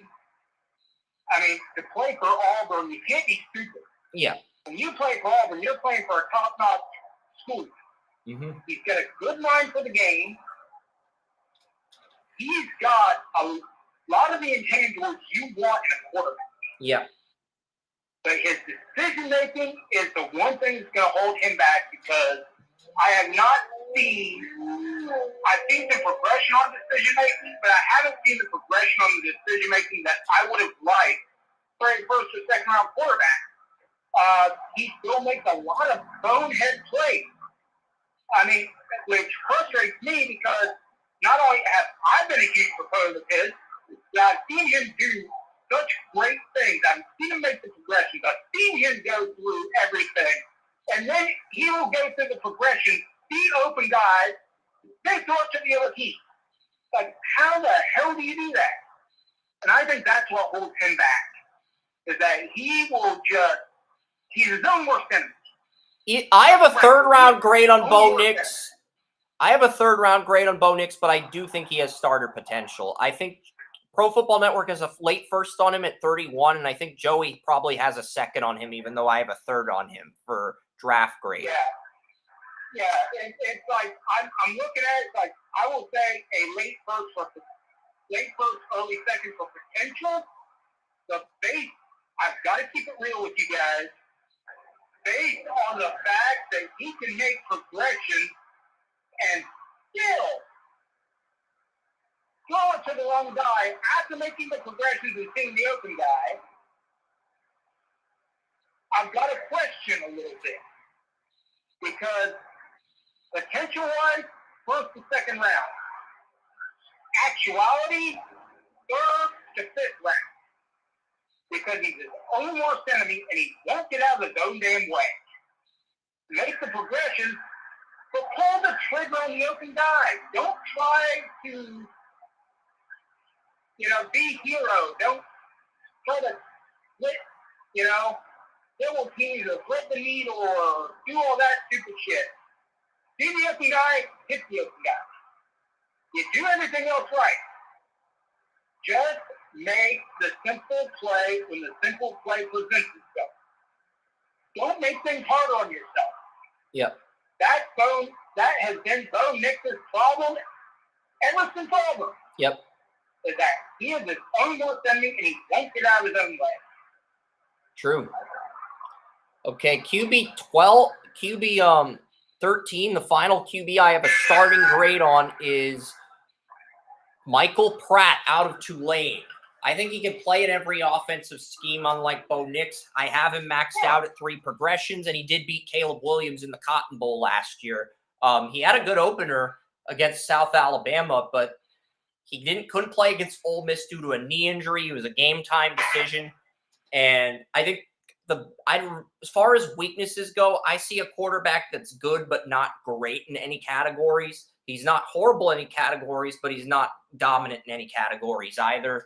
I think that makes him an above average to above average prospect. I have an 85 out of 99 potential grade on Michael Pratt, which coincidentally is the same grade I had on Mac Jones coming out of Alabama. I don't think he... That's interesting. And I have the same opinion of him, ironically, as I did of Mac Jones. He's nothing special. I mean, he doesn't do anything bad. But when I watch him, it's like, okay, he's a good quarterback. He gets things done. Okay, what's he do that's special? What's he do that stands out? Not a damn thing. Yeah, but he's the final quarterback in my rankings with a starter grade. Anything else? No. He's just that guy that if you have a coach that says, I want a guy that's not going to screw up, who's not going to make mistakes, doesn't necessarily have to make big plays, it doesn't have to lose the game, that's my guy. That's my guy. But if you're looking for somebody who's going to win you some games, who's going to march you down the field and everything, I'm going to like, probably not him. Because he is not special in any way. But he's very good. I look at him kind of like I look at Jared Goff. Yep. He knows what his strengths are. He knows what his weaknesses are. He plays to his strengths. And you know what? He wins games because he doesn't screw up. He doesn't try to do things he can't do. So, I mean, he is somebody who is destined to get, kind of like Josh McCown. He's going to get starting opportunities. He's going to make the most of them. He's going to get replaced. He's going to be a long-time backup. He's going to become a coach. He's going to do all these things. He's going to do everything right. He's going to do everything right. But he's just nothing special. He has no special physical traits. He has no special mental traits. He is just the epitome of everything Bill Belichick would want in a starting quarterback. Yep. That's the best thing I can put it. He is the epitome of everything Bill Belichick loves. Bill Belichick would be salivating over this guy if he didn't have Mac Jones. Because he is the epitome of a Bill Belichick quarterback.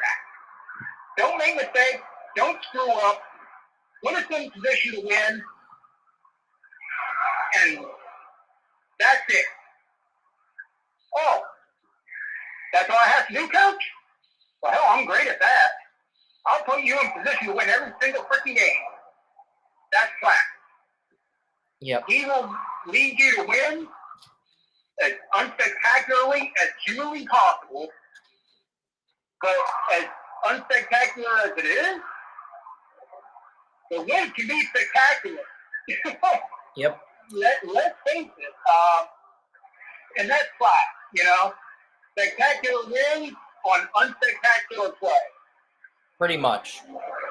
Don't have to understand it. Yeah, don't have to understand it. But look at Bill Belichick, and he'll say he loves it, so that's good enough for us. Yep. And now we get to the high-end backups. These are the quarterbacks that had a potential grade of below 85. There were 2 fourth-round guys who had a potential of 84 that just missed the cut. Riley Leonard of Duke and Cam Ward of Washington State. I think traits-wise, Cam Ward does more, but I gave Riley Leonard the edge over Ward at the moment, mainly due to the fact that he has a signature win over Clemson when they were ranked in the top 10. And second, Mel Kiper Jr. and Dane Brugler have a first-round grade on Riley Leonard. Do I agree with that? No. I'm saying no like... I mean... I'm not saying no. I'm not saying no. I'm saying no. That should raise a red flag. That should raise... Well, if you want to be fair, he's more spectacular than Platt. But at the same time, Platt has more signature wins. Platt is more consistent. Platt is not going to screw you over. This guy will. Oh, he's going to have some great plays. He's going to make some great moments. He's going to have some signature wins. Here's the thing. He's going to... Riley Leonard only made 1 progression last year. He only made 2 progressions against Clemson. So he barely improved. He might be a Trey Lance in terms of processing the field. And while he's more accurate than Daniel Jones, was coming out of Duke, I don't think the ability to play in multiple offenses, some schemes, or the football IQ that Daniel Jones had is there with Riley Leonard. That's why I have him in the 4th round. But hey, Mel Kiper and Dane Brugler have a first-round grade on him. He's only 21. He's one of the younger quarterbacks in this draft. So if you think he has a high upside and you like drafting for longevity, you can reach for Riley Leonard and take him earlier than he should go. I wouldn't recommend it, but hey, we might see a team do that in April. So I'm going to go, and I'm going to say I sympathize with Mel Kiper, because Mel Kiper, as time went on, I've been doing this since I was 10 years old with one sport or another. Kiper's been doing this for 30, 40 years himself. Like, Kiper has just admitted, he admitted like 10 years ago, I only watch NFL games. Okay? He bases everything off the performance of the NFL team. When he may watch college football just randomly, but he does less work on college football than you or I do. And he has admitted that. He works strictly off the NFL team. So I can sympathize with him, because as you get older, you have less time to roll with things. Different things pop up, different things happen. You have to work with that, but you have your job as well, so you have to compartmentalize. I can sympathize with that. But he's 100% wrong on this one. Because I think you said it best. Trey Lance Trey Lance was, because before you said that, I was going to say something, but then when you said Trey Lance, I'm like, that's perfect. Right there, I don't have to say anything else. Trey Lance is the perfect comparison, the perfect thought process. You know, that's the type of prospect he is. Okay? They overhyped Trey Lance. And you saw what that ended up doing. Thankfully, it didn't hurt the 49ers that much. But they overhyped him. He ended up going number 3 overall. He couldn't process shit. He was dumb as a box of rocks. He had all the physical talent. And you saw what happened. Don't overhype this kid. He's got some talent. But so did Trey Lance. You overhyped him. This is what happened. I'm telling Mel Kiper now. You're too damn smart to make the same mistake twice. You've been doing it too long. Okay? Mel Kiper has this guy at 20 on his big board. Who's even older, I'm saying, don't do it again. Nobody has this guy in the top 5 or the top 10, Joey, okay? So nobody's that stupid. But Mel Kiper has this guy at 20 on his board, and I think Dane Brugler has him at 27, okay? Which, to be fair, that's not horrible. Is it bad? Yes. Is it horribly bad? No. And I am a huge fan of Brugler, and I'm saying to Brugler, dude, go do more tape study on him because we're 100% wrong on this one. When it comes to Kiper, I'm saying from one guy who's been doing this many sports for a long time to another guy who's been doing it even longer than I have, dude, don't make the same mistake twice. You made the same mistake with Trey Lance. Don't do it again. Because he only made one progression in the game I watched in 2022. I watched Riley Leonard's 2022 tape in the summer. He only made one progression. He made 2 progressions against Clemson. That first thing I think of when I think of a quarterback in that development cycle, I think of Trey Lance. So, you know. Yeah, and that's a perfect, I thought that was a perfect comparison. So I give you a lot of credit. I just put out these guys because I love those guys. I love the work they do. I love how they break everything down and how they can make things work. I'm just like, don't make the same mistake twice. Yeah. Especially to Kiper. And the other quarterback I have an 84 grade on is Cam Ward. Cam Ward has a better arm and better accuracy than Riley Leonard, despite playing in a shotgun spread offense. He has a better arm and better accuracy. I've seen Cam Ward make a 1-step, 3-step, 5-step, and 7-step completion, okay? He can throw on the run. He can scramble. He does a lot. The only thing he needs to fix is his progressions. He went from 1 last year to 2 this season against Wisconsin. So he's in the same category as high-end backup. Cam Ward, Chris, can you go come up for me? Is Cam Ward related to Charlie Ward? No. If I can. I'll look it up, but I'm pretty sure they're not related. I'll look it up. Okay, because he reminds me a lot of Charlie Ward.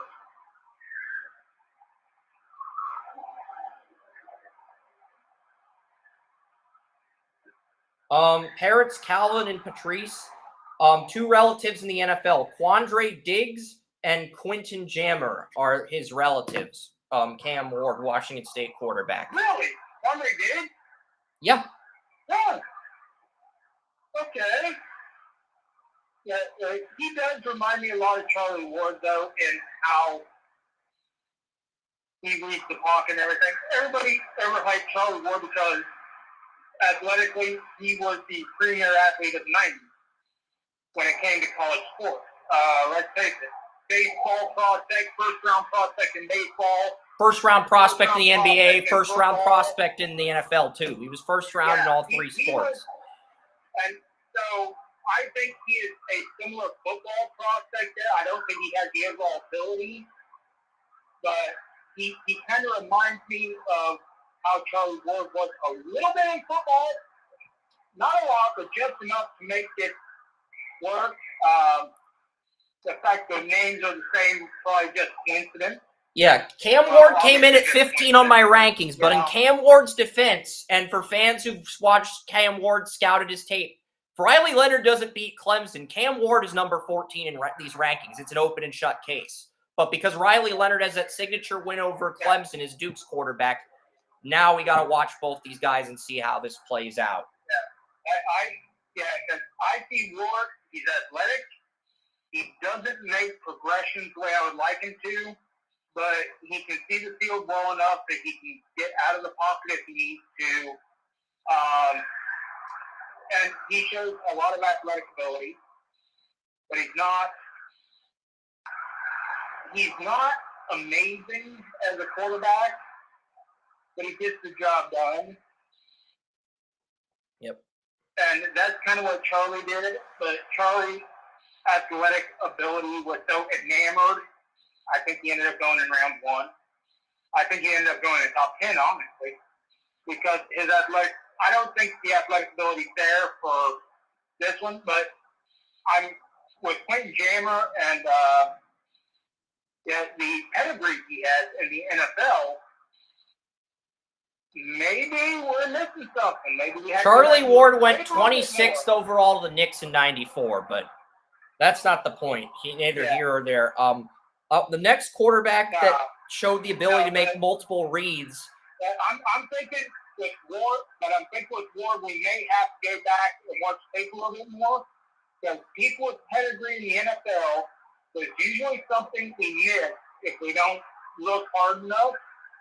So we may have to with Cam Ward, I see a more accurate, more precise version of Malik Willis with better decision making. That's what I see with Cam Ward. I see a more accurate, more precise version of Malik Willis with better decision making. That's basically what I see with Cam Ward. Because I see a guy who's pretty athletic, good arm, not as athletic, he doesn't leave the field as much as I'd like, but I would like to see more tape of him because if you have that type of pedigree, he's probably more athletic. I just haven't seen how that works. He probably knows more about the game. I just haven't seen it yet, so I'm going to have to pay more attention to that. Yep. So thank you for that information because I did not see that when you have that type of pedigree, you know those guys grew up together. Yep. So you know there's something else there. You just have to find it. Definitely.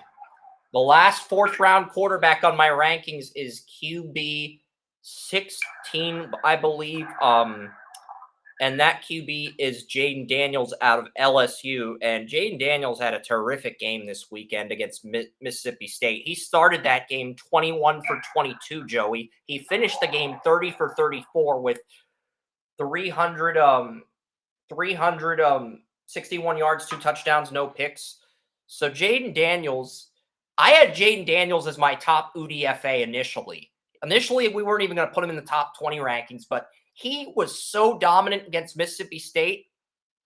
And I kept seeing these tweets from John Vogel saying he's making multiple progressions. He is really impressing me. So I saw some of the highlights, the touchdowns he threw, and he was making at least 2 reads on a lot of his throws against Mississippi State.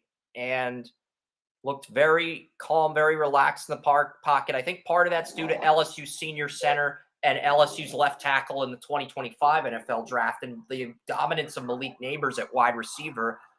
But at the same token, it's like that's pretty impressive. So as far as risers this weekend, I would argue the biggest riser outside of Spencer Rattler, who went from 16 to 11 on my QB rankings, is Jaden Daniels, who went from being QB 21, missing my top 20, to moving up to 16. So he was the biggest mover outside of Rattler this season.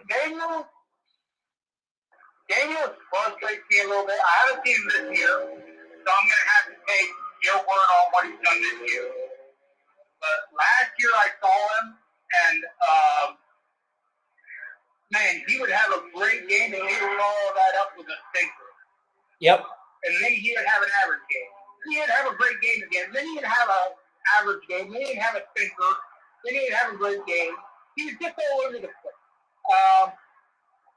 I want to see for the rest of the year. I want to see him regulate this. Yeah. And he has the ability. I mean, in the opener against Florida State beat LSU 45-24, and it was 45-17 for most of the fourth quarter.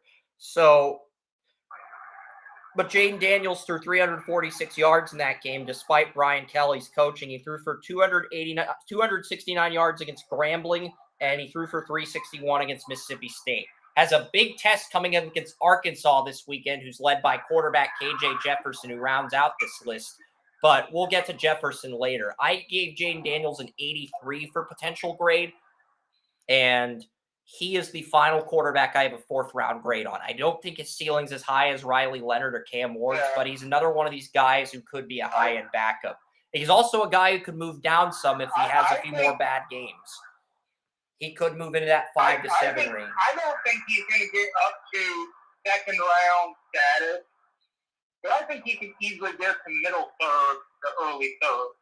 If he has to regulate how he performs. Agreed. That was my big frustration with him last year. Not that he couldn't do it, that his consistency was horrific.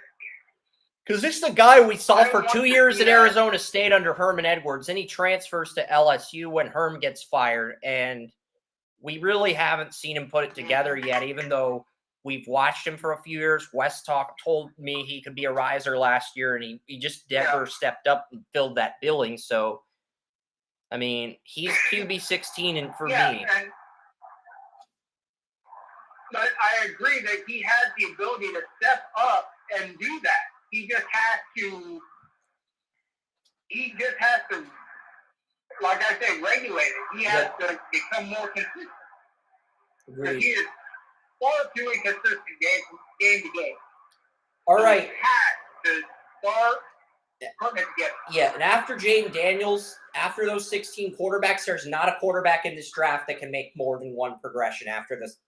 But the next quarterback I'm mentioning may have the best arm talent, not only in this entire draft, but potentially in the NFL. Because this next quarterback, Joe Milton, can throw the ball 80 to 90 yards. His arm talent might be superior to Josh Allen and Patrick Mahomes. But he just shit the bed against Florida and Gainesville on Saturday. And he can only make up to one progression, but his arm talent, he's got a hose for an arm. I mean, shit. He might have... I will add more context to my statement. I have heard that this guy can stand at the 50-yard line and throw the ball out of some stadium. Smaller stadiums, but out of some stadiums. This dude has talent out the ass. But,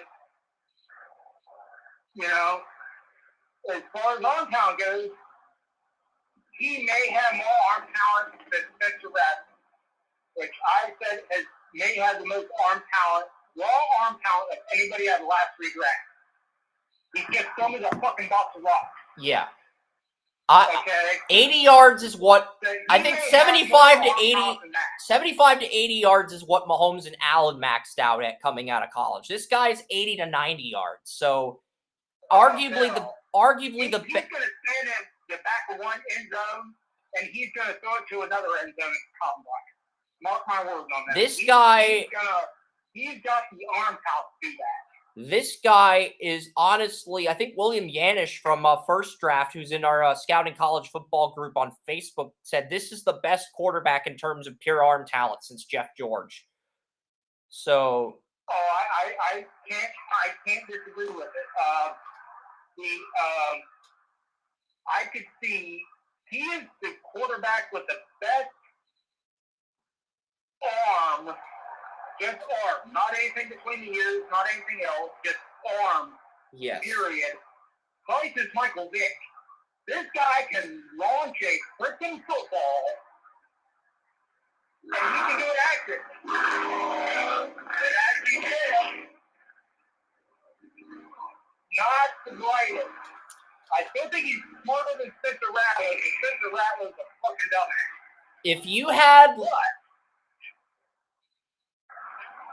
if you had a time bomb attached to us for hypothetical purposes,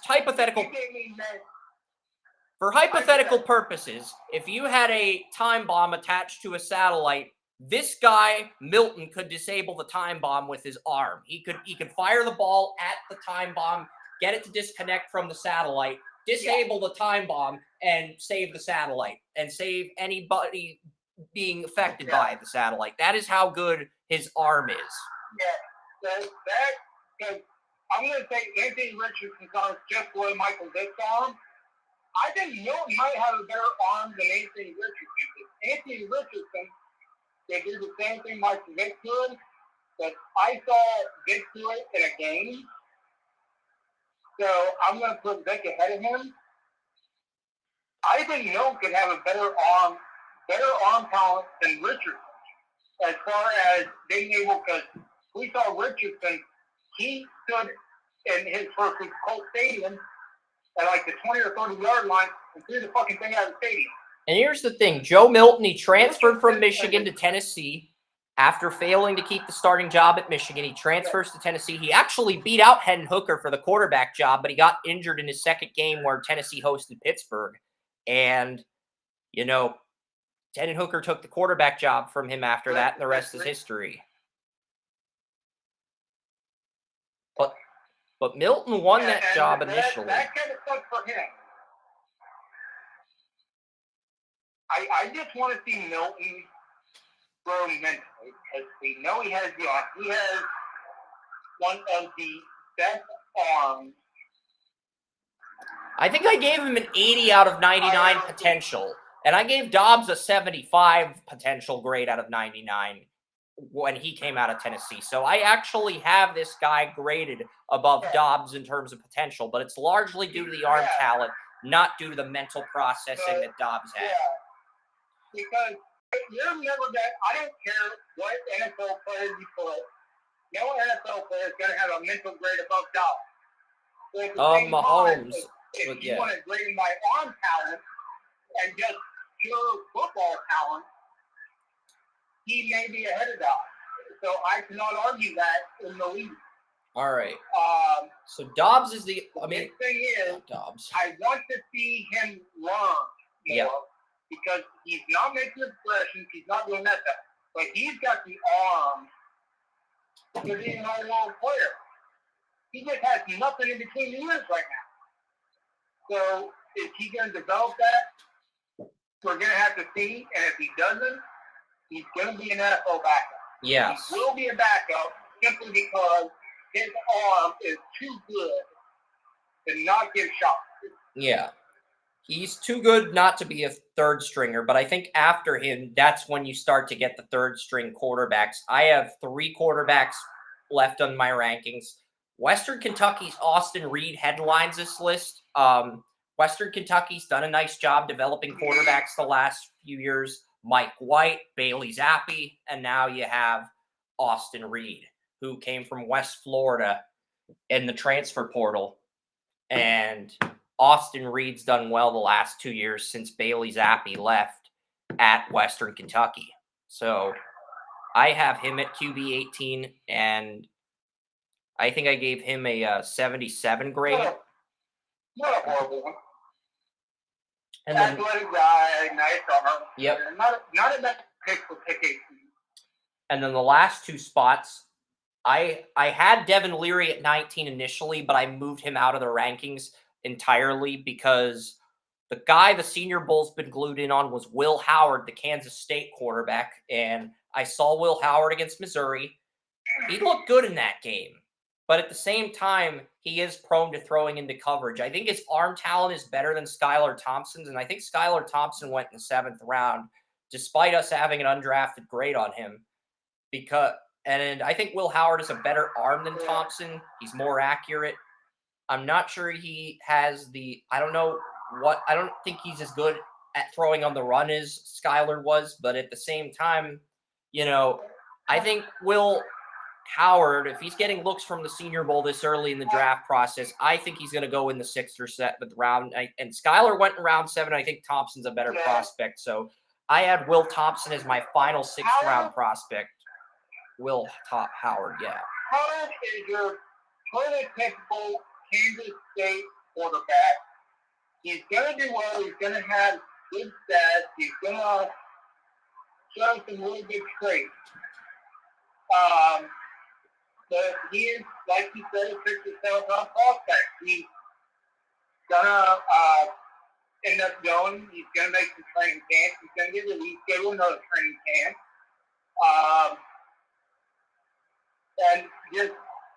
And then he's going to finally fit in as a second or third stringer if he's still in the league and hasn't given up at that point after several years. He is a prototypical Kansas State quarterback.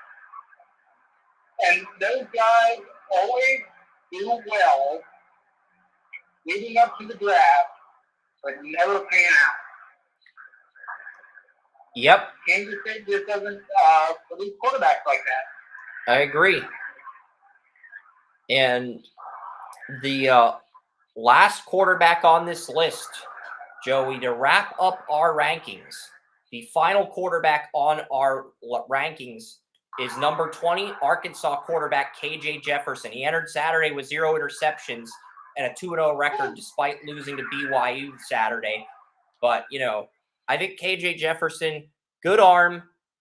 He can be accurate at times, but he only makes up to one read. And if that one read isn't there, he'll take off and scramble. But, a lot of raw talent in terms of athleticism. Jefferson is that late round wild card that you may take a 4th round flyer on because you're saying this dude, he shows so many traits of being an amazing quarterback, but then he will show, God, he missed 5 wide open guys on one play and took off running. I mean, he has so much talent, but he is so freaking raw. I love watching him play. Because as a prospect, I'm sitting here looking like, God damn, dude. You have so much potential. How are you just running off the athletic ability? There's so much more there. So I can see production-wise, he is a 6 to 7 round prospect. But I can see a team saying, this dude, if we bring him up,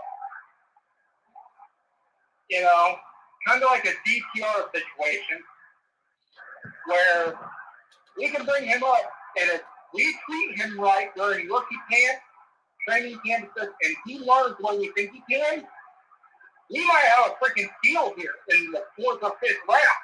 Yeah. Because he is uber talented. He is just, I think his coaches, because of uber talent, because we see this a lot in college football, uber talented players, coaches say just do your thing. They don't try to develop them as well as they could. They develop them a little bit, to fix the offense or whatever, but they don't do what they could. And I think this may be another one because I love watching this guy play. But it's just so frustrating because I'm pretty sure in my evaluation, I've seen enough from him that I can say this dude deserves to be in the top 12. But he isn't. Yeah. Why is that? Now I'm asking questions. And it always starts back, for me as a former coach, it always starts back to coaching. What are the coaches doing wrong? Because this guy should be so much further ahead than he is. And there's going to be, I mark my words, there's going to be, if he keeps playing the way he is now, a team in the NFL where a coach is going to say, get him in the 5th round. Do not let this guy get past us. And they're going to say, we can develop him into a star. And that's exactly what's going to happen. But he's going to be a 6th round prospect because somewhere along the line, there was a snafu. There was something, there was a block that says, You know what, dude? We're not going to put you further into that category of teaching you anymore. We're going to let you get on your physical ability. Yep. And that is, it's a crime shame to that player, and it's a crime to that player when it works out on the college football level, so nobody says anything about it. But he's one of those guys that somebody's going to take a 4th-5th-round flyer on. They're going to say, we can do this. We can turn him in what his potential says he should be. My final thoughts are it's like on. I say, Go ahead. It's like I always say, Chris. Potential is just that. It's just potential. Yep. We can sit here, guys like myself, old ball coaches, we can sit here and say, ooh, potential. He can be so much more. But who's going to mold that potential? And what's that player going to do to make sure that potential is molded correctly? Potential is just potential. It is a thing for guys to gush over, it's a thing for scouts to gush over, it's a thing for coaches to gush over. But what are they going to do about that gushing? Are they going to make that into something, or are they not? And I think you have a lot of players on this list with a lot of potential. But how many of them are going to be overdrafted? How many coaches are going to say, we can do that with this guy? Because potential is just potential. Until the coaches get a hold of it and mold it. Yep. And who's going to get a hold of it? That's the question we've got to ask ourselves about these guys. Yep. So when we say they have potential, they have potential. Well, what the hell is going to happen with that potential? That's what we need to see. Yeah, and my verdict on the 2024 class, it's deeper than 2023. It's better than 2023. And I think it's the deepest quarterback class since 2012. That being said, 2025 looks really bad right now. Cade Klubnik, who was supposed to be a 2025 first-rounder, he lost to Duke. Looked horrible in that game. Looked bad in his bowl game against Joe Milton. You look at Connor Weigman, the Texas A&M quarterback. He lost heads up to Tyler Van Dyke, who just balled out of his mind. And then you look at Drew Aller, the Penn State quarterback. He beat Illinois on the road, but he went 16 for 33. So I am selling, and I am selling high on the 2025 quarterback class. You need a quarterback, or you want to add more competition to your quarterback room. This is the year to strike the iron and get a quarterback. And if you have a quarterback situation like Russell Wilson, Kyler Murray, you can take a quarterback in round 2 or 3 and develop them for a year, or you can wait until 2026 if you really want to, so that you can save a ton of cap space when you buy out Wilson or Murray. Because if you keep those guys under contract in 2024, you may have to keep those guys in 2025 when you can buy them out in a weaker quarterback class. So I think that's one of the things that makes this class really interesting. Yeah, this quarterback class, and my final verdict on this quarterback class, as of right now, this quarterback class has the potential to be the best quarterback class in the last 6 or 7 years. But it also has the potential to be an incredibly disappointing class. Once again, we go back to that word, potential, because I like a lot of the raw talent. I think the stars, I think you got 6 or 7 stars in. Yes, and those are the first round. But then you have a good 15 guys, 14, 15 guys that I think could be anywhere from top and back up to starters. Yeah, I've got one point in their career or another. Yeah, but I think you need to go around and look at what you can do to mold all this talent, because it's rare to see this much talent in one quarterback class. It is. This much raw potential with this much talent that you can just mold into whatever the hell you want. And that is what I'm looking at here, is like, what are they going to mold this into? because this draft has the potential to take away so much from the 2025 class. I was looking at a couple guys to the 225 class that I think could go in 224 now. So you're looking at potentially the best quarterback class we have seen, maybe, I'm going to say, with reluctance, depending on how it turns out, this potential, since 2000, this has potential to be the best quarterback class we see. Since 2012, and that was the Nick Foles, Russell Wilson draft. Yeah, I compared this quarterback class to 2012 because that draft had Cousins, Nick Foles, and Russell Wilson all going in rounds 3 to 4. I think this is easily the deepest draft since then, and it's the only draft I can think of top to bottom from 2013 to now that you can say on paper is comparable to 2012. I don't think you can say that about 2016, even though we both had a first on Dak and he fell to round 4. That was an outlier. Even though I had a starter grade on Mason Rudolph, it was a borderline starter grade. It was the same grade I had on Mac Jones, and he ended up being a disaster despite posting a winning record. So you look at the data, you look at this class on paper. 2021 was top heavy, but it wasn't deep. And the same could be said for 2023. This class is top heavy and it's deep. And honestly, 2012 is probably the only quarterback class I can say that about. I'm saying this class has potential to be the best class of the 21st century. It does. What are they going to do with that? Are they going to live up to that hype? Are they going to live up to the 2012 hype? Or are they just going to go away into obscurity? Right now, this class is better than 2000. Yeah, because Carr and Garoppolo went in the second round of 2014, and they're still the only two quarterbacks from that class in the league.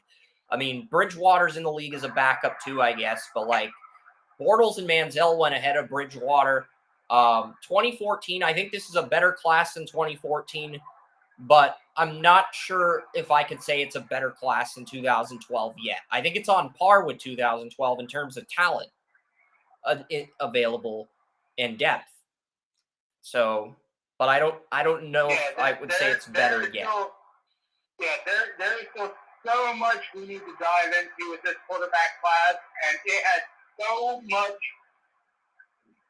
dare I say it again, potential to be the best since probably 1999, 2000. But it also has the potential to only be the best since 2015 or 2016. I mean, so we're looking at a wide range of potential and what these guys could be. And I love watching, and I love scouting these wide ranges of talent because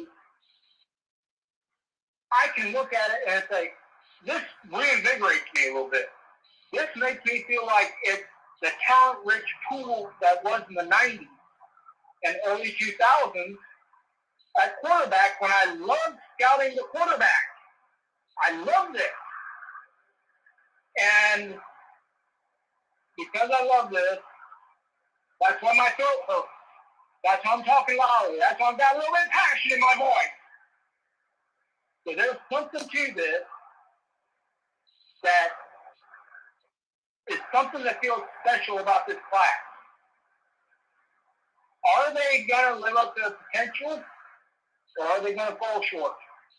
Their potential through the roof. If they fall short, they've got nobody but themselves to blame. Yep. I agree with that.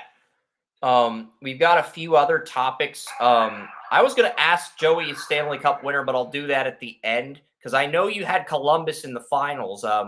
I previewed the Western Conference. I've got Edmonton beating Vegas and Seattle to get to the conference finals, but I've got Dallas beating Edmonton, and I've got Dallas beating Pittsburgh to win the Cup. You can make your pick, or you can wait until we get a little bit closer to the hockey season. I think the NHL season starts on October 10th. So if you don't want to make your NHL pick today, we can save that for the next podcast or closer to the NHL season. I'll leave that up to you. And if not, we'll just dive into the week 2. I was helping a gaggle of geese across the road. I'm sorry. I muted you there for a bit while I was, getting the trio along across the road. I didn't want them to get hit by a car. So my bad there. But I do still have Columbus going all the way. I think they got I think they have more potential to go all the way than anybody else in the NHL right now. Who do you think they end up playing? Do you think we get Vegas again going for a repeat? Edmonton with Draisaitl being a UFA next year, McDavid being a UFA in 2 years, their window closing. Dallas has the most core pieces back, but every mock draft... I don't want to hear the mock draft yet. I'm not going to go with Vegas again because I don't want to be when it comes in.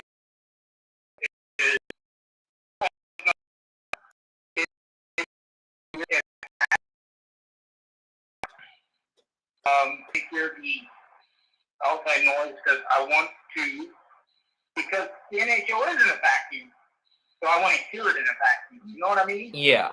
I mean, the only player Vegas lost is Riley Smith. I mean, Vegas has 10 of their 12 forwards back. They lost their third line right winger and their third line left winger. They kept everybody on their top 6 at forward. They kept all 6 defensemen, and they were able to bring back their goalie. And this was a team that had only $3.4 million in cap space, but they were able to get rid of Robin Lehner, create enough cap space to bring all their core guys back.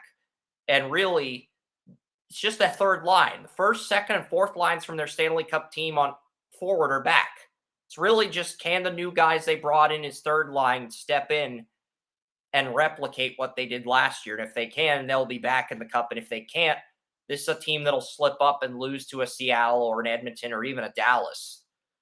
So, but you've got Vegas and Columbus. Just curious who you got winning between those two. And then we'll get into NFL Week 2. We'll talk surprises, disappointments. It's a close run between those two. I think it goes 7. I know it goes against everything I believe, but I'm looking at Columbus. Just early looking at it, I'm looking at Columbus over Vegas. I want to pick Vegas, but if you're looking at it from a realistic standpoint right now, yeah, Columbus has the 7th worst odds to win the Stanley Cup. If you bet $100 on Columbus to win the Cup, that's a $10,000 payout if they come through. It's a $10,000 payout. It's a pretty massive payout. If you listen to Joey's advice and you want to gamble and you want to go to DraftKings or FanDuel and put 100 bones on the Blue Jackets. Now, we're not recommending you do that, but if you do that and you end up being right, just buy Joey a drink if you see him in Jacksonville. That's all we ask. We're not going to ask for any of your money. Just like to have a drink with you if you're in Jacksonville. But yeah, I will not ask for your money, but I will ask for your alcohol. Yeah. So that's that. And on that note, we're going to pivot into NFL Week 2 recaps. I'm not going to read through all the 10 of the recaps I've typed so far. I'm not going to do that. We don't have that type of time on our hands. I still got to get the other few recaps up on the site before the Monday night games. We will preview the Monday night games at the end as well. But biggest surprise and disappointment so far in Week 2. I would say the biggest surprise has to be, I think there's 2 teams you can make a biggest surprise argument for. You can make a biggest surprise argument for Tampa, and I think you can make a biggest surprise argument for the Washington Commanders. Whatever team Joey picks to make the biggest surprise argument for, I will counter argue with the opposite team because I think those are the two biggest surprises so far, without a doubt. I will say Washington because I expected Baker Mayfield to come out and try to save his career with two of the best wide receivers and potential in the NFL. But Washington, I expected them to have more of a rebuilding period. That rebuilding period has, if this keeps on, the rebuilding period under the new ownership is going to be almost nothing. Their running back has been amazing. The running back situation for them. I ended up, because as you know, I was visiting with a friend at the Jaguars game. I wasn't really paying attention to the draft and fantasy, but I've been paying attention to it because the Washington situation, because I ended up tracking Robinson.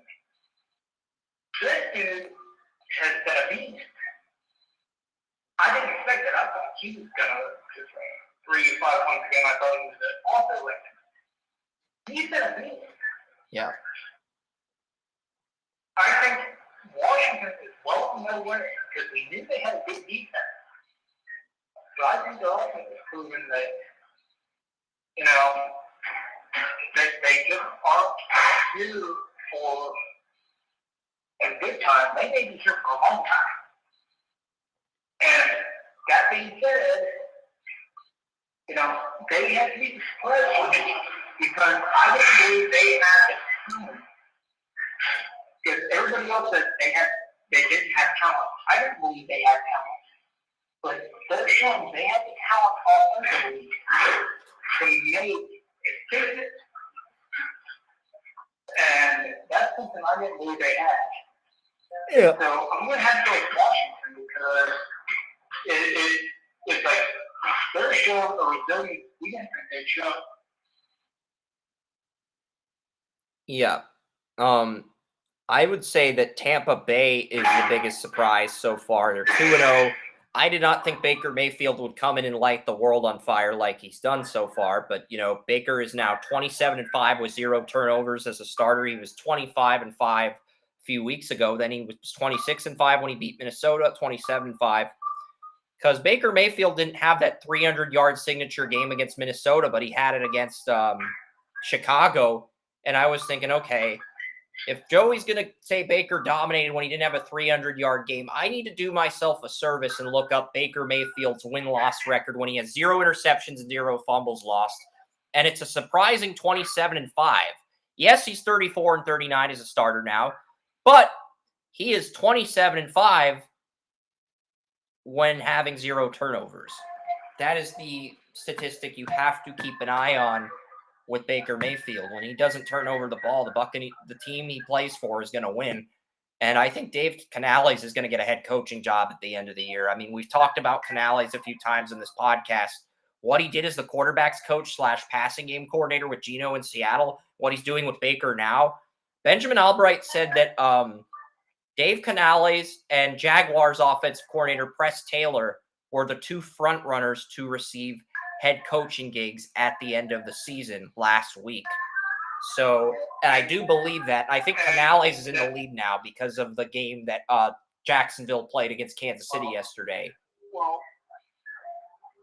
let's face it. You and I have been talking about Press Taylor for a few years as a head coaching candidate. I think he just finally got his opportunity, which is amazing. But at the same time, you have to look at what Canales, or however you pronounce. Yeah, I can't. Dave Canales, what he did with Geno last year and what he's done with Baker this year, it just stands out more. And it stands out in a massive way so far. So it really does. And let's face it, the big thing that a lot of people don't realize when you try to control guys like Gino, when you try to control guys like Baker, it never worked out. These guys are guys that thrive. Because if you watch the first quarter and a half of the first quarter or first half against the first game, you'll look and you'll see, a lot of control stuff, and Baker did not do well with that. So when they let him go, they let him do. They just let him go. And there are some quarterbacks. I mean, Brett Favre was a great example. If you try to control him, he would screw up the likes of what you've never seen before. If you just let him play, yeah, he's going to do some interceptions, but he's going to make some amazing plays. He's going to make some amazing plays. And I think that's what Canale does very well, is that he works to his quarterback's strength. And if those guys who all you have to do is let him play, he's going to let him play. He's not like a Kevin Stefanski type where you have to control the situation. There's no controlling the situation with guys like that. You can try, but you're going to get negative results in the end. You may get short-term positive results, but long-term results can be negative. I think Canale does a great job of letting guys be.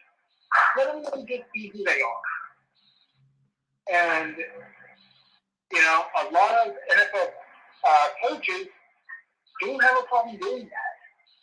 Letting the guys be guys because they want to be able to control everything. So the coaches that just let it roll. Hey, I will give Canale credit. Yeah. Because he let Baker be Baker, and Baker was doing underhanded completions. He was throwing touchdown passes. Yeah, he threw a throw similar to the one Mahomes made in Super Bowl 55 where he lost to the Buccaneers. Baker made a throw very similar to that under Canales. Yeah, and it's the whole thing of let the player be player. Because if you try to control certain players, it's not going to turn out well for you. And I think that is what suits Canale best, is that he has allowed Baker to be Baker. Yeah. And if you do that, you let Gino do Gino. And so that's one reason I think that I can't say that Tampa is the biggest prize, because you have an offensive coordinator sitting here that is he knows how to play the strength of his players. And it cannot be said enough how great that can be, especially at a professional level. Yep, and I look at, at the beginning of the season, I thought the Raiders, Buccaneers, and the Commanders would be the only teams that would have head coaching changes. Right now, Rivera and Vance Joseph, or whoever's coaching the Buccaneers, their jobs are safe right now. The way they're coaching, they have gained some job security early in the season. I think the only coach who might be in jeopardy of losing his job at this point is Brandon Staley and McDaniels if he regresses after the Week 1 win. I think those might be the only two openings in the entire league next year. There really isn't much of a market for the Browns. Could be a situation to watch, but right now the Browns are undefeated, and as long as they keep winning with Schwartz and Stefanski's not going anywhere. This could be one of those years where we only have 2 to 5 head coaching gigs open as compared to the usual 7 to 11 openings that you're used to seeing. This is just one of those years where I don't think we're going to see a lot of movement. Right now, Eberflus for Chicago and Brandon Staley for the Chargers are the only two coaches I can see getting terminated after the season at this point.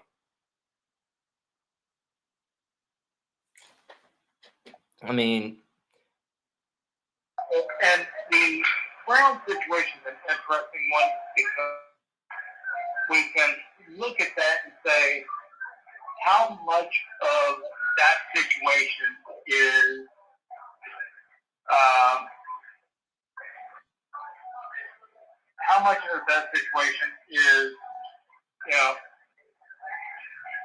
something that is brought on by Jim Schwartz. And that is an interesting thought process but then too I can say that too is process of Kevin Stefanski because Kevin Stefanski is the one that brought this in. So maybe he found something that was wrong with his coaching staff, that they weren't tough enough. And bringing Schwartz in, nobody has ever questioned Jim Schwartz's toughness. Nope. If you did, you'd probably get knocked out. Jim Schwartz is tough. He is. And you saw it in week 1. How that mentality, Jim Schwartz is 58 years old. I know that because they were making fun of how old Jim Schwartz was, and Jay Crawford's like, I'm 57, he's only a year older than me, you call me old? So it got into an old joke. But he was running up and down the sidelines, high-fiving, just the intensity that's there. Within Schwartz, and how infectious that is. And we saw that in week 1 with the Browns team. Not only with the defense, but the offense. I mean, Deshaun Watson ran for that touchdown. I mean, he was playing guitar in the end zone. Yep. You gotta believe that you want to see that. That's Jim Schwartz. That's Jim Schwartz. And that personality is infectious. So you have to believe that if this thing goes south for the Browns completely, it's all going to get turned over. It has been basically said by Jimmy Haslam without being said, just read between the lines. Go south. We've been doing this thing 4 years. It's getting turned over. But realizing that, you have to think, Kevin Stefanski's like, we need that infectious personality. We can't keep doing what we've been doing, or we're all going to be gone. And that's great self-awareness. And Jim Schwartz said he wanted to come to Cleveland because he loved the talent. He thought he could do something with it. Okay. So you got somebody who wants to be here, you got somebody with an infectious attitude, you got somebody who's intense, and that can spread throughout the entire team. Excellent. I think the Browns are going to be safe. I think they're going to make the playoffs. If they win today, they got a realistic chance to make the playoffs. So I don't think their coaching situation is going to be dire. Here's the thing, Joey. I did update playoff predictors after the games yesterday, and here's what we've got for playoff predictors. The Browns are now the projected division winner in the AFC North on playoff predictors. Playoff predictors not only does the simulator, it updates the simulator after every real-life NFL game. So here, the Bengals and Browns are tied for the North at 12-5, but the Browns have a 4-2 record in the division, sweeping Pittsburgh. The Bengals have a 2-4 division record, getting swept by the Ravens. And the Ravens have a 4-2 record in the division, but they're 11-6. So it is the Ravens who are the 6th seed, the Bengals are the 5 seed, and the Browns are the 4 seed. Chiefs are now the 3 seed. The Chargers are still the 7 seed, despite being 0-2, with Jacksonville and Buffalo as the top 2 seeds still. Yeah. Okay. And I'm going to give a little segue here to what we got for tonight's game. No, we gotta make our disappointments. Joey, we were supposed to make our biggest disappointments, but I talked about the coaches in the hot seat, and you turned that into a Browns tangent. Just promise me I get my segue. You'll get your segue, okay? You'll get your segue when we get to the Browns-Steelers game. We will get to it, but we've gone so far down the Cleveland Browns rabbit hole that we forgot to acknowledge the teams that disappointed. And let's face it, for once, it's a hell of a rabbit hole. Yeah. And This is last you year, taking me what the back hell in was I time like? to This year, 18. hell This was is you taking me back in time to 1776 like Rick Sanchez on Rick and Morty. That's how big of a rabbit hole you've created, What the Joey. hell, dude? Now you're again with the old joke. I thought I left that behind a Walmart. Like, geez, man, I cannot escape the old joke. But yeah. Cannot escape it. Okay, but like I would say right now, the biggest disappointments have to be either the Vikings, the Bengals, or the Chargers. They're all 0-2. I mean, the Vikings, I expect them to lose to Philadelphia, so I'll exclude them from this conversation. But the Chargers, I expect them to win their first game. I expect them to beat the Titans, and I expected them to win their opener against the Dolphins. So for me, the Chargers are the biggest disappointment at 0-2. You could make a case for the Bengals, but we both had the Browns beating the Bengals. And I think the Joe Burrow calf issues are why the Bengals are 0-2. They sort of rushed that. Yeah.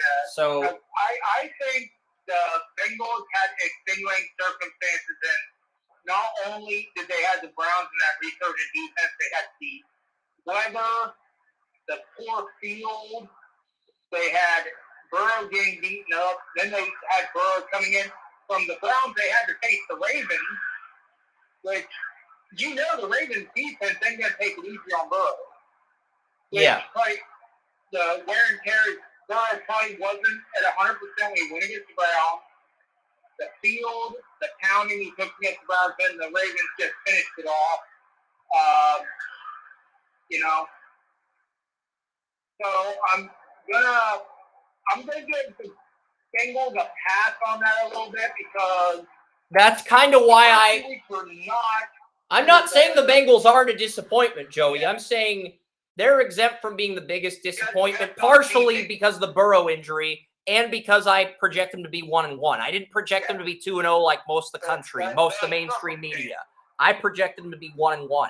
Most of the country and mainstream media had them going 2-0, but I had them at 1-1 losing to Cleveland. So I'm not going to say they're the biggest disappointment. I think the Chargers are the biggest disappointment, Joey. Well, I put it to you like this. Burrow was less than 100% in the element and was outperformed by Deshaun Watson. So I give it more to Deshaun Watson playing well than Burrow playing bad because both quarterbacks were not good in that game. Yeah. So we're going to give that a wash. So the last game, Burrow didn't play horribly, but you knew he was injured. Who's your biggest disappointment in the NFL through 2 weeks? I have got the Chargers. My biggest disappointment right now,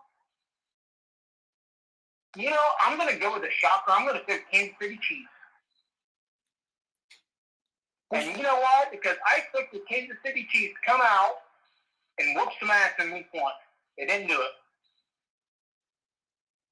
I came out, as I said, Chiefs aren't going, 0-2 on the year. I said they're going to beat the Jags. No, you picked the Jags on Draft Utopia. The number 1 seed. You picked the Jags on Draft Utopia, I think, this week. The number 1 seed. Yeah, but I think earlier, when you texted me your picks, you picked the Jaguars, I believe. When you sent me your picks earlier this week, I think you picked the Jaguars to beat the Chiefs. Yeah. I'll pull it up. I'll pull up the text. No, you had the Chiefs. No, you had the Chiefs. I need to revise that. On the site after the show. So, yeah. I need to revise that. So you're 8-6 on the week, not 7-7. You had the Chiefs. Okay, so you're 18-12 on the year. Okay, all right. That's my bad. That's me. It's me screwing up. But at least I'm taking accountability. I don't deserve credit for it, but I'm good. So yeah. Okay. You're good. It's like nobody's perfect. You're good. You acknowledge the mistake and you're making the effort to fix it. And that's what counts. If when you screw up, you acknowledge the mistake, you acknowledge the problem at hand, and you rectify it. That's really... Yeah, but I expected the Chiefs to be not only 2-0, because I expect the Chiefs to win this game. I expect them to do it convincingly. And I expected the Jags to come out and get better as the season went on and beat them later. The Chiefs have been underwhelming as hell. They have been underwhelming as hell. They literally won that game against the Jags because of a drop pass. And here's the thing I acknowledge. You can make the argument that the Jaguars lost that game more than the Chiefs won it because the Jaguars had more red zone opportunities, 3 compared to the Chiefs 2. But the Jaguars went 0 for 3 in the red zone when scoring touchdowns. The Chiefs went 1 for 2 in the red zone. That's really the difference in the game because the Jaguars had more red zone opportunities. They just couldn't come up. Yeah, so I'm looking at it like I'm looking at the Chiefs like I'm looking at the Jags and I'm saying, what the hell, Jags? You had this game in your hand, but I'm looking at the Chiefs like, what the hell, Chiefs? You lose week 1, you get your asses handed to you, then you barely, because the Jags fucked up a couple times, got this thing going and got a win. What the hell? This is Andy Reid and Patrick Mahomes. What is wrong with you guys? You're better than this. Why are you struggling so much early? Because I saw that first week 1 game, and you cannot blame it on the offensive line. You just can't. What the hell is wrong with you guys? Get your asses up and get the job done. So the Chiefs are my biggest losers for the first 2 weeks because what the hell, dude?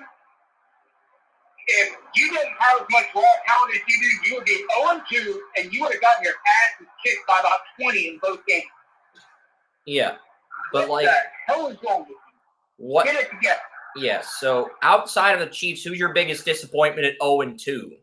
And then we'll move on into the games for tonight. Outside of the Chiefs? Yeah, the biggest disappointment at 0-2.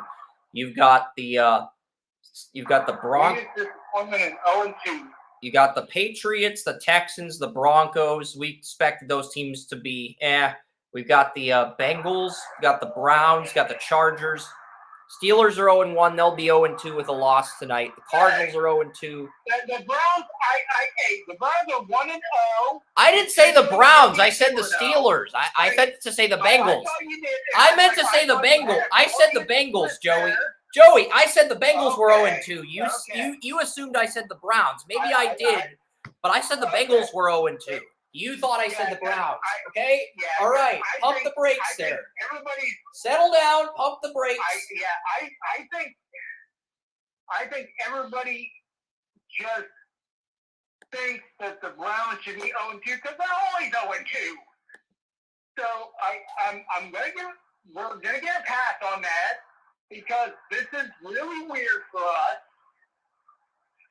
So we're going to give a pass on that. We're going to go ahead and we're going to say, and I'm going to give you an answer now. I'm going to say the Bengals for the worst 0-2 team. Biggest disappointment because even though that offensive line was supposed to be improved, they got embarrassed against the Browns.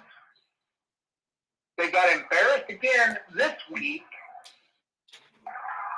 And when an offensive line that's supposed to be amazingly improved is the Bengals offensive line, which we have lauded here on this program. And then has been lauded on ESPN, NFL Network.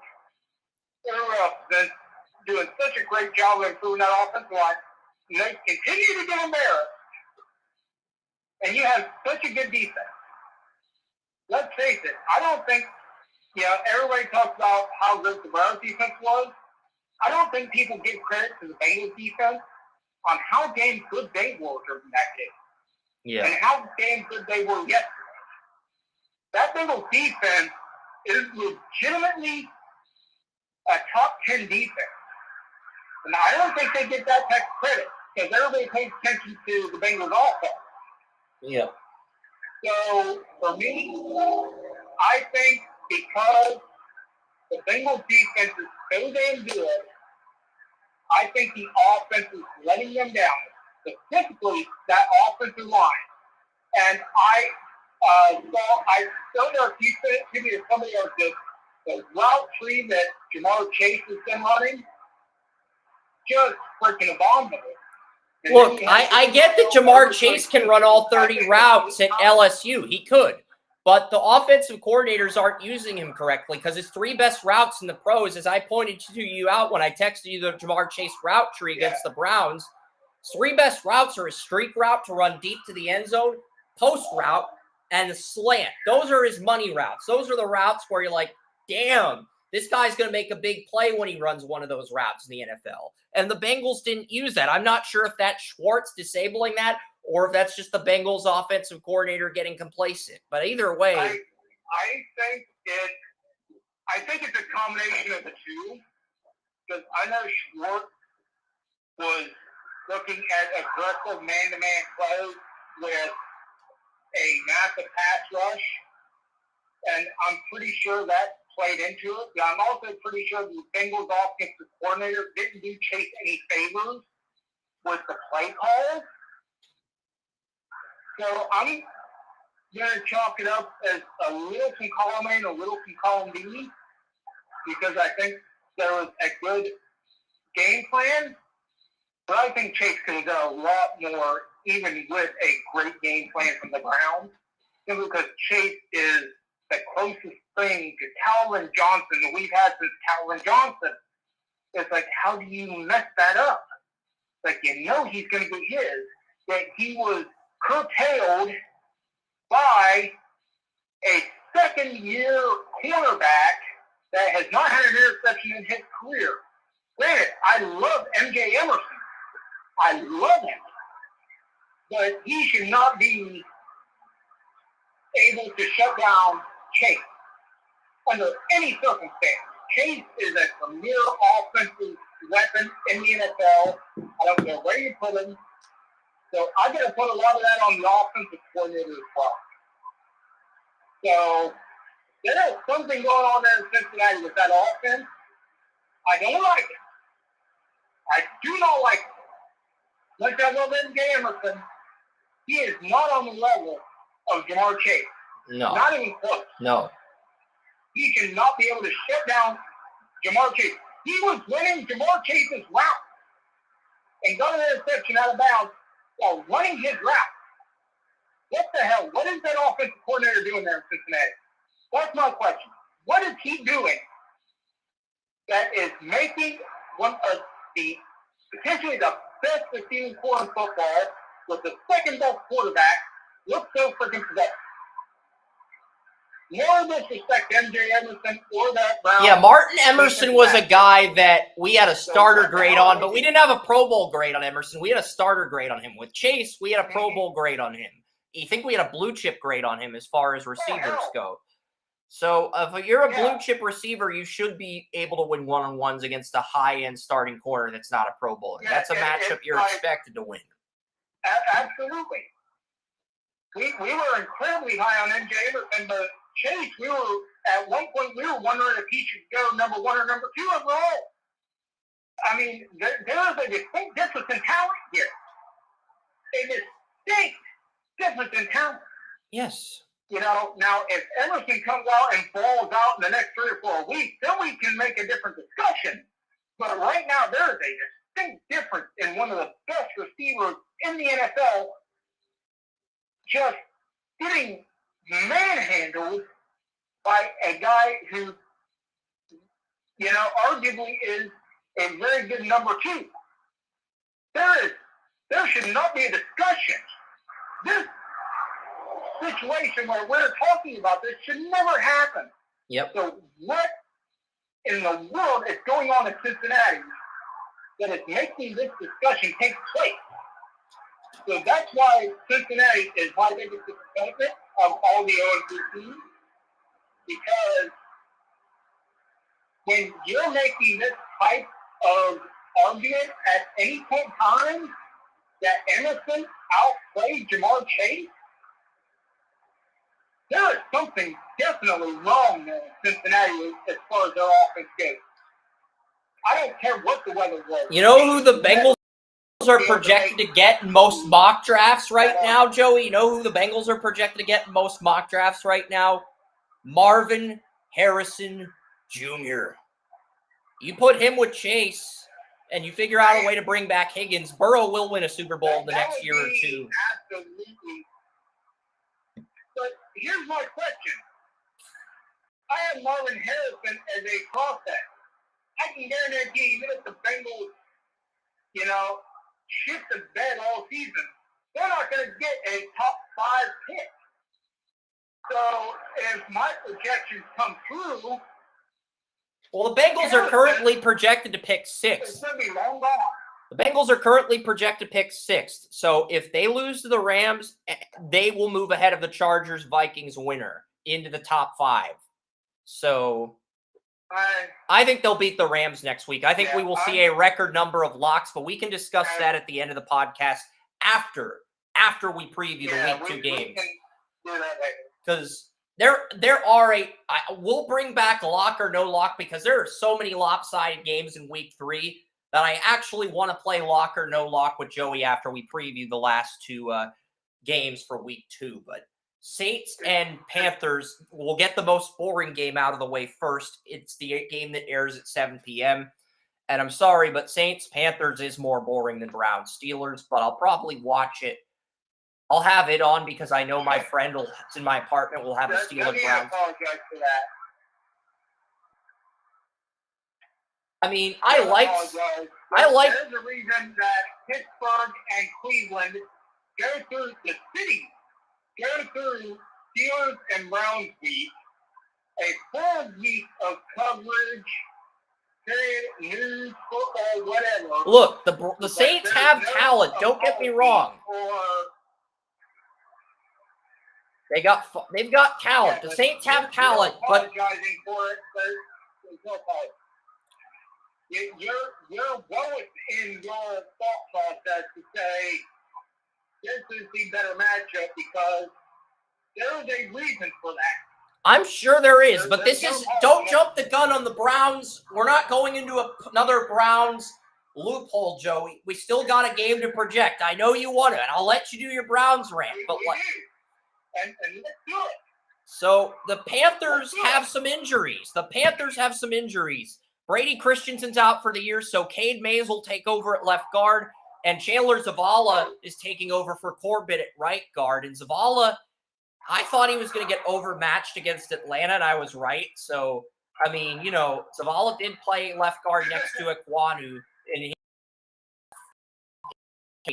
And now they're reunited on the Panthers. But Bryce Young looked kind of sloppy in his first game. We saw a huge leap from both Anthony Richardson and C.J. Stroud yesterday.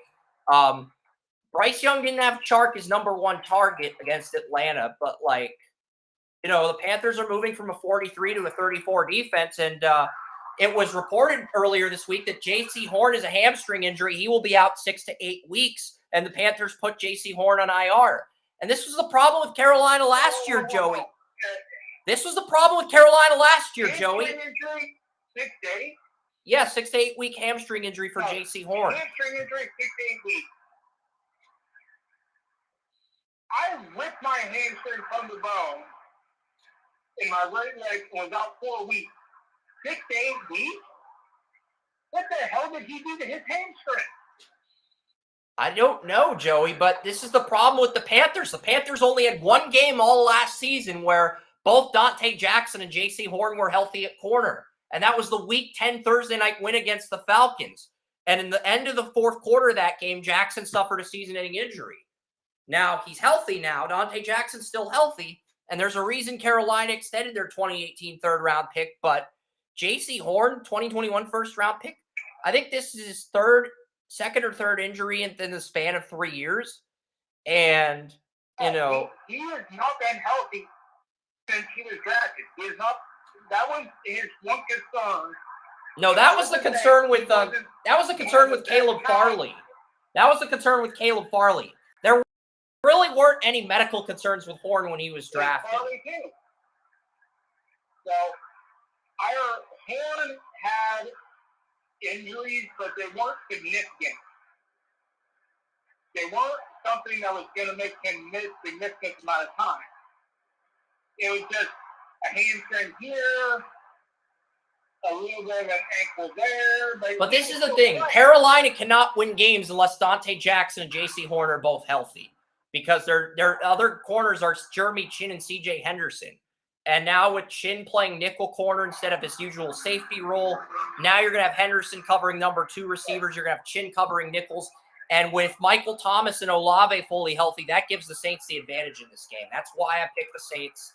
And I'm not as concerned about the Horn injury as people think I should be, because I think Henderson play in person.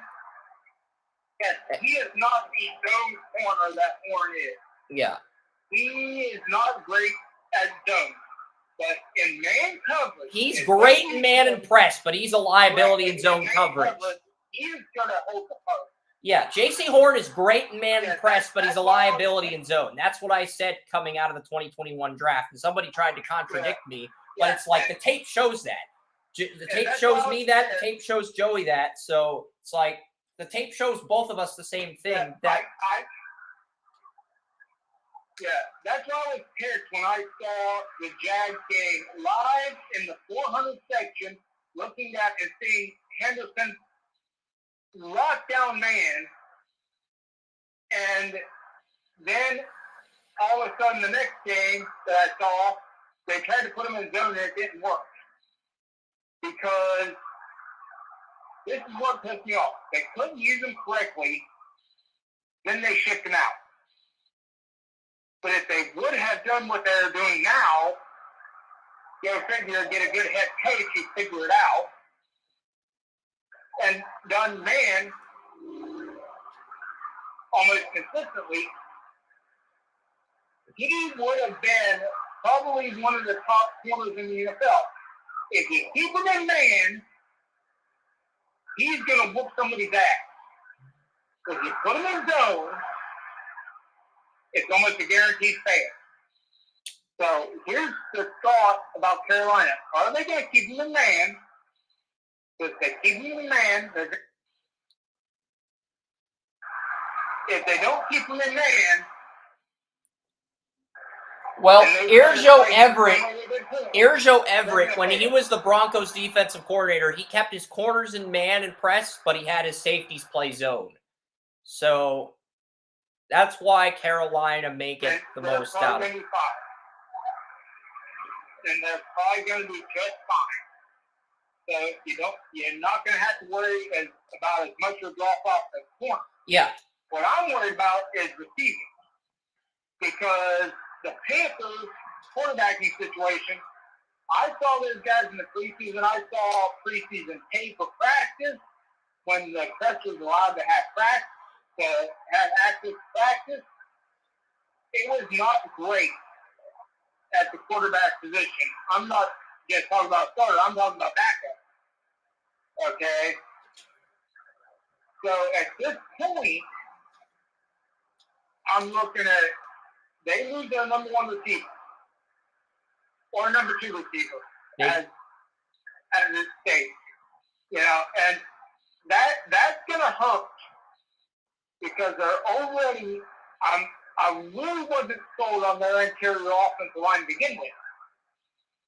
So now you lose your number 2 receiver. And you have backup guards playing for the injured Brady Christensen and injured Austin Corbett.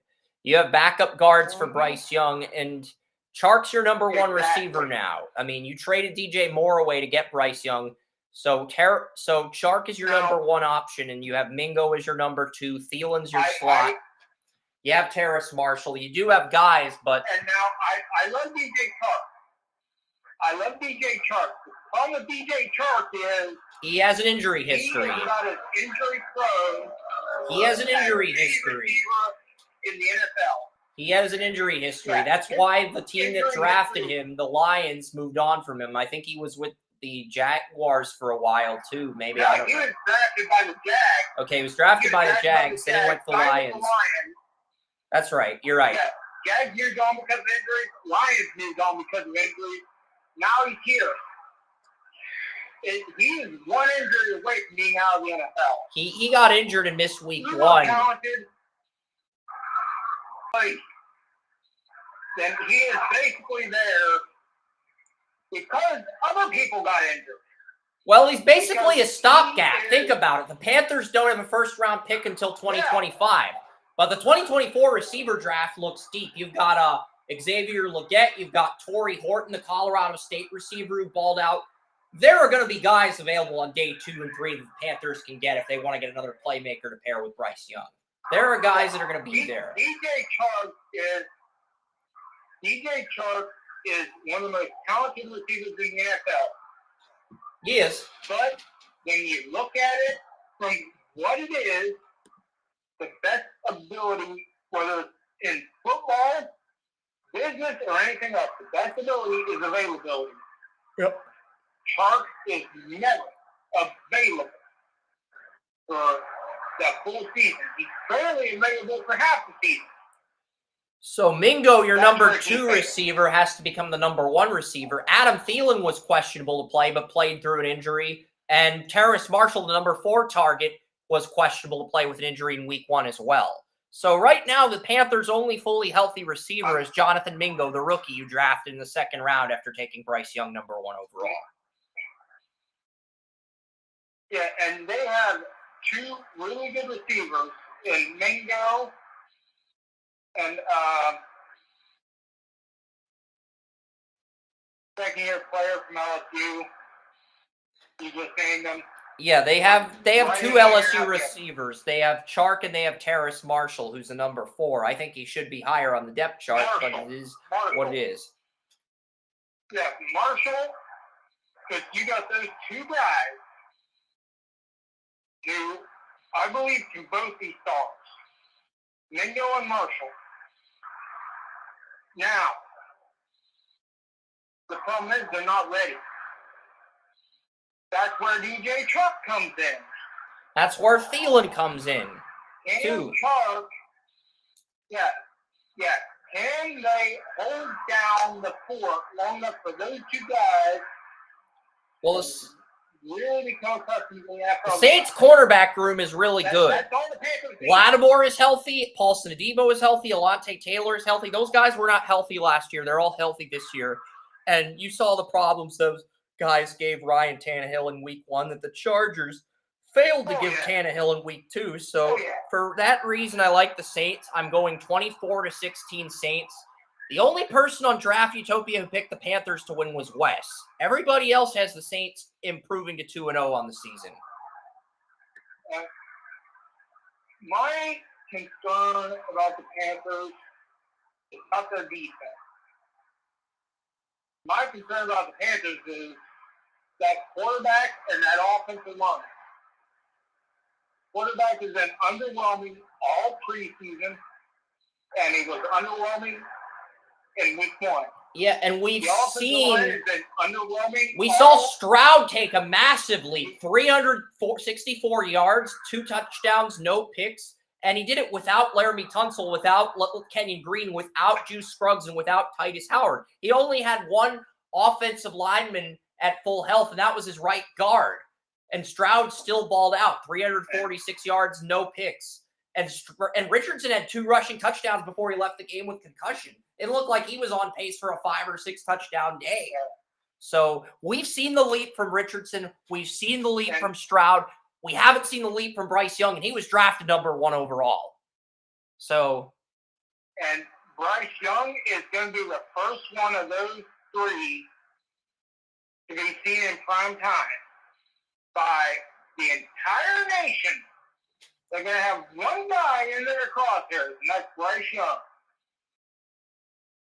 And the only way the Panthers can win this game is if Bryce Young balls out in primetime and Joe Woods shits the bed as defensive coordinator. That is the only scenario where I can see the Panthers winning. Bryce Young, he does better than Stroud, and Joe Woods shits the bed as defensive coordinator for the Saints this week. That is the only scenario. I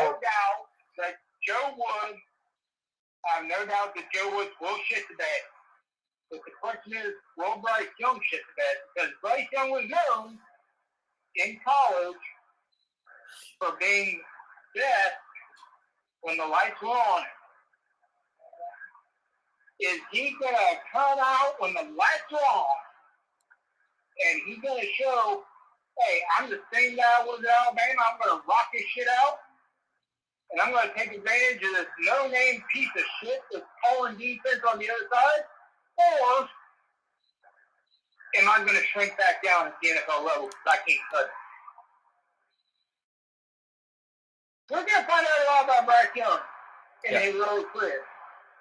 Because maybe he improves in year 2, but we're going to find out where he stands tonight in prime time at 7:15. Yep. Okay. Yep. And now we get to the main game, the Browns-Steelers. And this game has huge ramifications in the Draft Utopia Pick'em standings. Lisa's gonna remain the leader at 21-9, regardless of what happens in the final 2 games, as she picked the Browns and the Saints. Jason Bantle and Tracy Porter are tied for second at 19-11.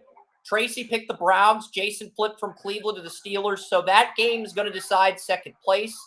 I initially had Joey at 17-13, but after I realized he picked the Chiefs, I bumped him up to 18-12. So Joey's tied with Orrin and Brian Bayless for 18-12. Only 1 game back of that second place tie between Jason and Tracy. And Kerm is 17-13. I am 16-14. Wes and Tanya are 15-15. Wes took the Browns, Tanya took the Steelers, and Jesse's 14-16. So, like, there are a lot of tiebreaker scenarios that are going to affect the Draft Utopia standings depending on who wins this game. And had you not let me put a little bit of truth onto this thing here now, right as we're talking. Okay? The Browns have the second highest rate of quarterback pressures in the NFL last week. Yep. Percentage-wise, right behind the 49ers. The Steelers have the worst left tackle statistically in the history of Pro Football Focus. He finished at like a 35. Okay? And he's going to be going up against some of the best pass rushers in the NFL. Secondly, that Brown defensive backfield is as energized as any backfield I have seen in the last 2-3 years. Okay, defensive backfield, these guys are out for blood. Okay, we highlight MJ Emerson. If it wasn't for a pass interference last week from Joe Hayden, which the Stars say a pass interference, it wasn't a pass interference. It was a hold. He tried to do jerky. That's a hold. It was a bad call. Still a first down, but it was not a stop back, which they gave to the Bengals. It was 5 points. They would have shut out the Bengals if not for that call. Okay? The defense is, if they come out and do exactly what they did to the Bengals, with the inconsistency of the Steelers' offensive line, they're going to dominate defensively. Yeah. Offensively, I don't think people realize that the Browns' offensive line played better than they have in 2 years. And they had guys like Wyatt Teller blocking 15 yards downfield. And when's the last time the Steelers... When's the last time the Browns' offensive line was healthier than the Steelers' defensive line? Cam Hayward's out tonight. When's the last time the Browns' entire offensive line was healthier than the Steelers' defensive line? Do you remember? I will not, because without Cam Hayward, guys like Teller are going to be able to get their asses off the ball a lot faster, and they're not going to have to worry about disinfecting, that Hayward brings. Because Hayward's an elite offensive tackle. I've been saying it for years. I said it when he was a rookie that he was. I had Wyatt Teller, I think, as my number 3 guard in the draft. I think I had Will Hernandez and Quentin Nelson graded ahead of him. And Teller has outperformed Teller's outperformed Will Hernandez. He hasn't outperformed Nelson, in my opinion, the Colts left guard, but still, I had started great. Nelson's obviously the best player, the best interior offensive line in that draft. I mean, we can't. I'm not gonna be poo-poo what Nelson's done. Nelson has been amazing. Yeah. But the big thing offensively for the Browns is that this is the first time that you are looking at Watson being on a national stage since he came back. It's all him. Are you going to erase this? May be the biggest game of his career. Yeah, because the Steelers are just focused on Nick Chubb. Great game or not? This is an opportunity for Watson to have a statement game because the Steelers, I've listened to the news, local news here in Pittsburgh. They're focused on Nick Chubb. They're not focused on anybody else but 24. I think that's a mistake because that's the mindset the Steelers had last week. Keep it simple, stupid, and neutralize the star players. And they underlooked the rest of the defensive line by neutralizing Nick Bosa and keeping it simple, stupid. They underestimated Drake Jackson, who went off with 3 sacks. They underestimated Armstead. They underestimated Hargrave. I feel like they're underestimating this Browns offensive line. And since DeJuan Jones is under the radar, there's not much NFL tape on him. This is... I don't say this often, so I want to make it clear. This is one of those occasions where you are correct, Chris. You cannot, if you don't focus on Chubb, Chubb's going to run for it. But the Steelers do not have their pass rushers. They do not have their safety. They do not have their interior. They have T.J. Watt, which is amazing in itself because he's T.J. Watt. But is T.J. Watt's the 34 left outside linebacker. The 34 right outside linebacker is Alex Highsmith. So Alex Highsmith's going to be covered by Wills in the one-on-ones. And Watt is going to be facing DeJuan Jones. So Watt's going to be facing DeJuan Jones. But Highsmith, who led the Steelers in sacks last year, is going to be facing Wills. So...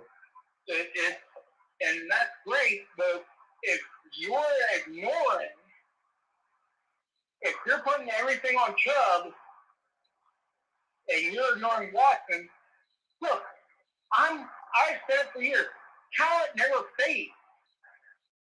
The ability to use it, maybe the mental capacity to use it might, get skewed every now and then, but if you have the talent and you're young and you're in your prime, it doesn't fade.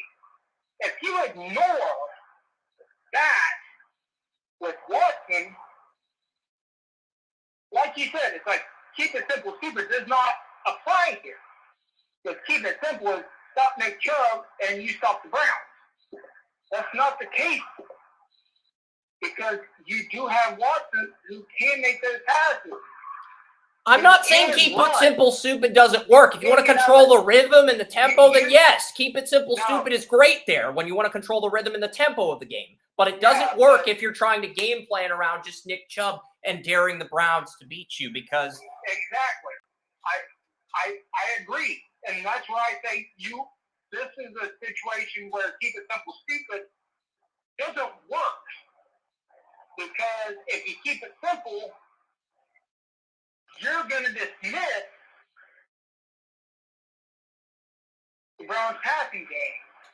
And even without Amari Cooper... they're probably going to run more in Peoples-Jones on 2 people sets. Yeah, with 2 receiver sets, they're going to have more in Peoples-Jones out. In 3 receiver sets, you have Cedric Tillman as the wild card. That's right. Cedric Tillman, the Browns' 3rd-round pick, is going to be seeing action in this game because With Amari Cooper out, he automatically gets bumped up from wide receiver 4 on this depth chart to wide receiver 3. So he will be used on the outside as well as the inside in the slot in 3 receiver sets. May only see him situationally, but he will be used in this matchup tonight. Yeah, and let's face it, the Browns started out last week in 4 receiver sets. You know, Cedric Tillman scored his first touchdown of the 2022 season. I think Cedric Tillman's first touchdown of the 2022 season came on the road against the Pitt Panthers at Acrisure Stadium last year. Be ironic if his first career NFL touchdown also came in Acrisure Stadium as a Brown. Just saying, it might happen. Well, I feel like the Steelers are downplaying what Tillman can do. It's very well made. And let's face it, we were both high on Tillman. I've got Tillman getting 5. My projection for Cedric Tillman tonight is... My projection for Cedric Tillman is 5 receptions on 8 targets, 75 yards, and a touchdown. Not a dominant performance, but an impressive signature game. And Joey will take that if the Browns win. Yeah. If you get Amari Cooper out and then Tillman comes in and does that, like, absolutely I'll take that. Because that is amazing, because I don't think I heard his name called once last week. Whether it be either running a route or making a block. If he comes out with 5 receptions, 75 yards, and a touchdown, that's basically saying, I'm here. Because Donald Peoples-Jones is going to be number 1. Elijah Moore is going to be number 2. And Tillman's going to be number 3. Who's most likely to get who's most likely not to get as much attention? The rookie. The rookie who hasn't done a shitting thing in the NFL. So who's most likely to get the one-on-one? The rookie who caught everything in the preseason that was thrown his way and then precise routes. Yeah, so, Jalen Hyatt had more fantasy points than Zay Flowers last week. Jalen Hyatt was rarely used in the Giants' 40-0 shutout, but he had a lot of rapport with Daniel Jones yesterday against the Cardinals, Jalen Hyatt. I think this is a game where we see Tillman potentially shine here because you're not expecting it. You'd like to see it, but you're not expecting it. And I think Peterson will contain Peoples-Jones, but I think Elijah Moore will win some reps against Levi Wallace as well. I'm hoping he does because my fantasy team needs the points. I'm down 31.13. Is this a record? Is this a record? I have said you were right more in this podcast. I've probably said you were right in the last 9 years combined. Yeah, at least 3 times today. I think this would be a record. Yeah, so that would be a record, okay? You know, you are really on track to do a lot of great things right now, man. Okay. So, yeah, no tight end has had more than 40 targets under Deshaun Watson in his career. I think Harrison Bryant got the touchdown last week against the Bengals in the red zone that Watson threw. I would not be surprised if David Njoku got a touchdown tonight as well. Just looking at the defense, you have Garrett, Zadarius Smith, Elliott, and Tomlinson. You can't just neutralize Garrett because if you do that, the Browns defense, the other guys will step up. Owosu, Koromoa, Walker, Taki. Nice starters. I mean, this is an interesting Browns team. And, you know, you have Delpit, Thornhill, just the secondary. I really like the Browns here. If the Steelers were starting Broderick Jones instead of Dan Moore Jr., and if Hayward was healthy, I'd probably pick the Steelers, but Deontay Johnson's injured. Cam Hayward's injured. Steelers might be better without Deontay Johnson. I had a conversation with Rudy Reyes on the Rude Dog Show on Friday. He's a Steeler fan. We had a conversation about how The Steelers' receiving core might be better without Deontay Johnson because now Pickens is the number 1, Allen Robinson's number 2, and Calvin Austin the third is the slot receiver, which is how it should be, in my opinion. So, Back to, the statistics at hand is like, I'm going to Dawand Jones and T.J. Watt. T.J. Watt, as always, one of the best pass rushing grades on PFF in the NFL. To be fair, he played Colton McKivitz. Surprisingly, was one of the better pass blocking grades. He had 73.5, but he had a 35 run blocking grade. So it's going to be interesting to see. Because T.J. Watt dominated Colton McKivitz. Colton McKivitz was, I think my 49ers friend C.J. Cuevas called McKivitz a human turnstile. He looked like a human turnstile against Watt. So if the Steelers are coming into this game thinking Dawand Jones is going to be a human turnstile, they're going to be vastly surprised when they find out he's holding his own against Watt on some plays. I'm not saying he'll hold his own against Watt on every play, but he will hold his own against Watt on some plays, more so than McKivitz. Dawand Jones is a much better pass. Despite the fact Dawand Jones is a much better pass blocker than he is a run blocker at this stage of his career, which is he's 6'7", 380 pounds, and he has the longest reach, I believe, in the history of the NFL. And you would think that he would be able to road grade anybody, yet he has more total run blocking than he does pass blocking. Pass blocking, he's one of the better right tackles after week 1 in the NFL. So take that as you will, and however you want to think about it, because it's something I don't quite understand, because technically he should be one of the best run blocking right tackles in the NFL. But he's not. But he's one of the best pass blocking. So how that's going to turn out, I'm really actually interested to see, because this is the young kids coming out party.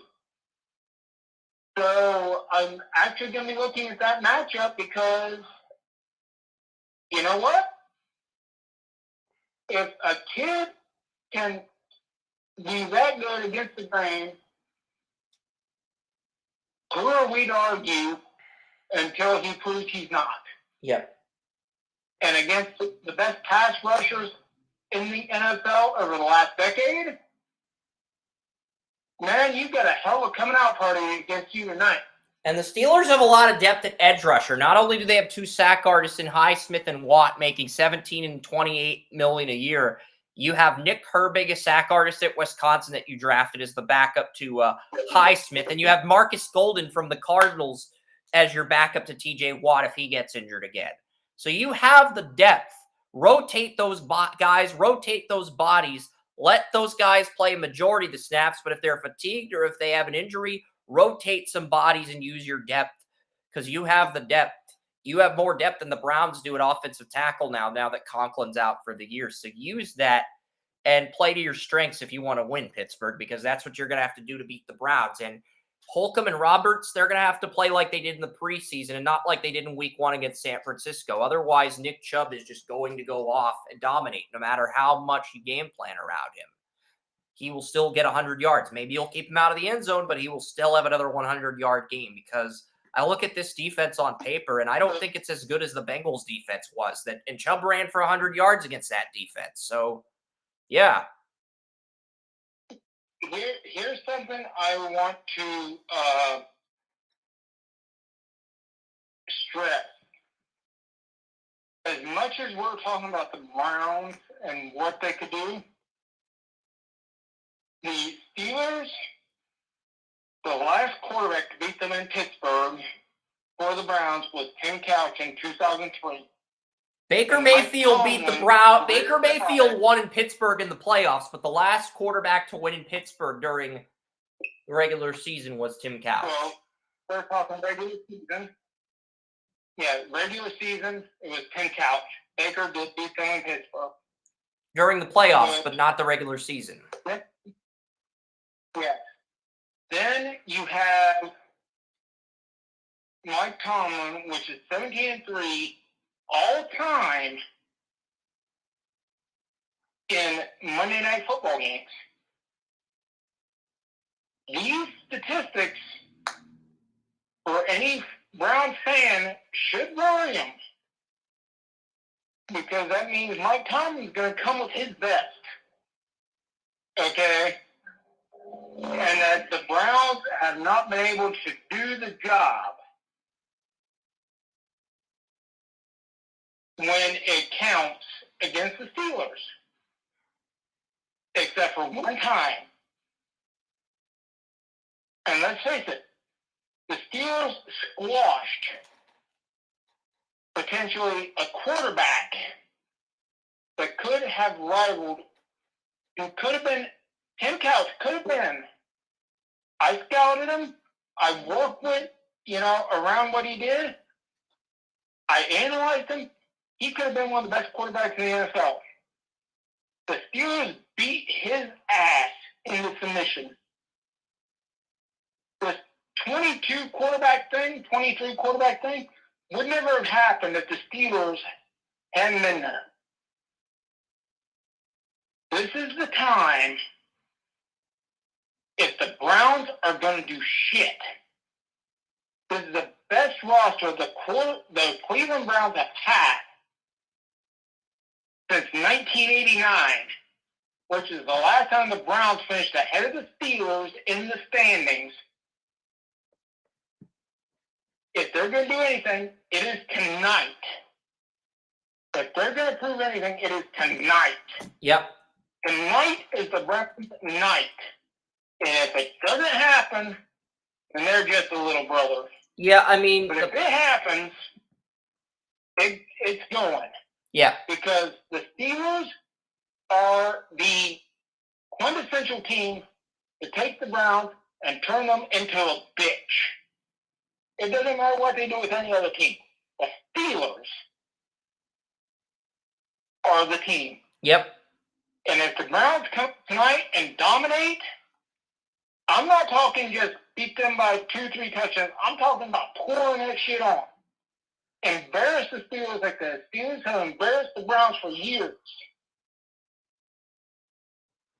Then, and only then, will fortunes turn around.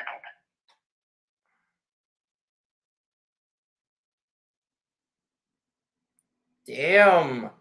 Remember how we said the cheapest ticket for a Browns Steelers game was $92? That has gone down to $85. $89 for upper level seats. That's the cheapest deal. So the price has gone down to $89. I know because I just checked the Game Time app. $89 is the cheapest ticket you can buy for the Steeler game tonight. Yeah, and that's kind of, that's pretty normal. It goes down as the closer it gets to game time. But the thing is, if you get too close to game time, it's going to go back up. Yep. Other than that, the hard way. So, it's like you got to time this. Because you told me earlier in the week the $92 price for bleacher seats at Acrisure would go down. You were right. It's at $89 now. I just wanted to get your input on that. But the Browns are favored by 2.5. I'm learning personally that it is a science when it comes to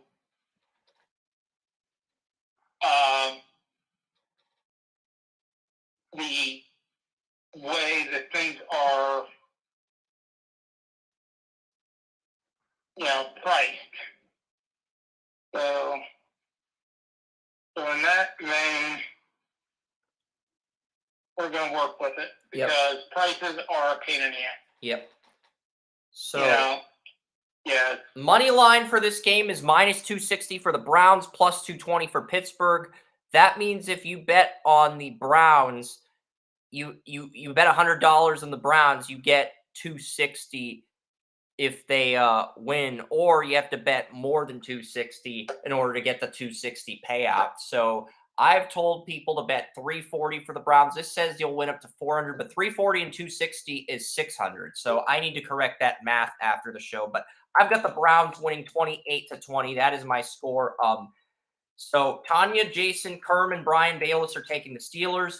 You, me, Oren, Jesse Lucas, Tracy, Porter, Lisa, and Wes all like the Browns in this one. So, yeah. You know my prediction? Oh my God! Miles killed Kenny! You bastard! Well, Matt Canada's just not a good offensive coordinator. He refuses to call hot routes. When I play my older brother Madden, I always call hot routes. Because if he's calling zone coverage, I'm calling a deep pass, I have to adjust. I have to adjust to that. And Matt Canada can't adjust to that. He cannot be an offensive coordinator in this league. Well, something that I was grilling a coworker on, but he was saying, Matt Canada. I'm like, Matt Canada is the main reason, but so many NFL execs think that the Steelers' offense is so anemic and so bad. You know, the Steelers' quarterbacks coach has experience as offensive coordinator. I went on the Rude Dog show Friday night, but what I've told Rudy Reyes is the Pittsburgh Steelers do have a quarterbacks coach with offensive coordinator experience. And this guy, looking at their looking at the Steelers coaching roster here, I'm pulling it up on my phone again, second time in 3 days. Or second time in 4 days, actually. But, you know, the quarterbacks coach for the Pittsburgh Steelers is Mike Sullivan, the former, he was the former receiver coach and quarterbacks coach on the Giants teams that won Super Bowl 42 and 46. Mike Sullivan is your quarterbacks coach, and he was the offensive coordinator in 2012, 2013, when Josh Freeman had a career-high 4,000 passing yards. Mike Sullivan could get Josh Freeman to 4,000 passing yards. He is an upgrade over Matt Canada. I think I've just made the argument for firing Matt Canada, Joey. That's what I said on Rudy's show on Friday because... Well, what I heard, I don't know Matt Canada's contract, but because of Matt Canada's contract, the Rudies are reluctant to fire him this season. Well, here's the thing. So Eli Manning threw for 4,000 yards as offensive coordinator under Mike Sullivan, too. So Mike Sullivan has experience as the Buccaneers and Giants offensive coordinator. He produced two different 4,000-yard quarterbacks in Eli and Josh Freeman. So that should be all the proof I need to send Matt Canada's ass packing if he can't win tonight. Well, the problem is, from what I understand, something in his contract is keeping him from getting fired. It is contractual that is keeping the Rooney's from pulling the trigger. I don't know what it is. Nobody else does either. But from what I understand, and from what I've been hearing, it's all because of his contract that he is still with the Steelers. Yeah, it has and to whatever the general manager put in there is keeping the Rooney's from saying, get the fuck out. Yeah, that's what I'm understanding. But Mike Sullivan, from Mike Sullivan, the quarterbacks coach on the Steelers, not the Pittsburgh Penguins head coach of the same name, but Sullivan was great with the Buccaneers in 2012 when Doug Martin had 1,000 yards, Vince Jackson had 1,000 yards, Freeman had 4,000 yards. And he was great with the Giants in 2016 as their offensive coordinator when Odell Beckham had over 1,000 yards and Eli Manning had 4,000 passing yards. So the data's there that Mike Sullivan's more competent than Matt Canada. The data reflects that. my theory is, if the contractual situation prevents the Rooney from firing him this season, during the offseason, Mike Sullivan could be elevated to offensive coordinator, or the very least, co-offensive coordinator. Matt Canada's contract runs through the end of this season. So Matt Canada's contract is actually up at the end of this season. So which means that they could just promote from within, because that's what the Steelers do. Yeah. But there's something in that contract that's preventing them from firing him. Yeah. I don't know what it is. The people that I've heard on the NFL circles don't know what it is, but they believe that there's something in the contract that is preventing his termination. Yeah, because his contract was up in 2023 and they extended him. His contract was up in 2023 and the Steelers opted to extend him. So, yeah, that's that. But there's probably something there in that extension that's preventing them from moving on. And that would say the closer you get to the end of the contract, the more likely the Roonies are going to say, it don't matter. Because that's the Rooney MO. Yeah. I think we will have Yeah, we're both picking the Browns to win. Last topic before we sign off. We're going to do a quick lock or no lock edition. We're not going to pick any winners for week 3 yet. Joey and I we're going to go through the games in week 3, and we're going to take an educated guess whether the Draft Utopia staff is going to pick this game as a lock or if somebody in our company is going to pick an upset. Because there are I think the record for most locks in a week on Draft Utopia is 6 when we've had a staff of 11. I think that record's going to be broken in week 3. I think we will see a minimum of 7 locks and a maximum of 13 of the 16 games going on. I think we will have a minimum of 7 locks and a maximum of 13.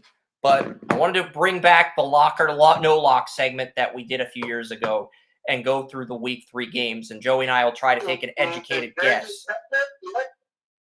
Let's rock and roll with this, because I'm kind of curious about how this turns out myself. Yep. So let's rock and roll. Giants versus 49ers. I'm calling lock. Brian Bayless picked the Cowboys over the Giants, even though he's a Giants fan, because Cooper Rush beat his team. The Giants are going to San Francisco on a short week, and they're probably not going to have Saquon Barkley. I don't think anybody at our company out of the staff of 11 that's featured on the Draft Utopia Picks page is going to take the Giants over the 49ers. In fact, I'm pretty confident in that. I'm picking lock as well. It is. Last year, 17 times the 49ers, every 49er wins, there's a loss after that win. I think, including playoffs and the preseason, it was 17-0. 17 against 49ers are going to come in here and they're going to do their business.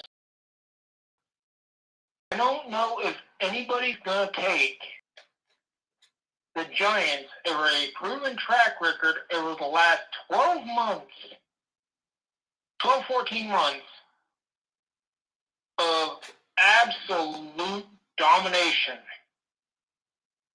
after a win. I think anybody's going to do it. The next Colts-Ravens. It's in Baltimore.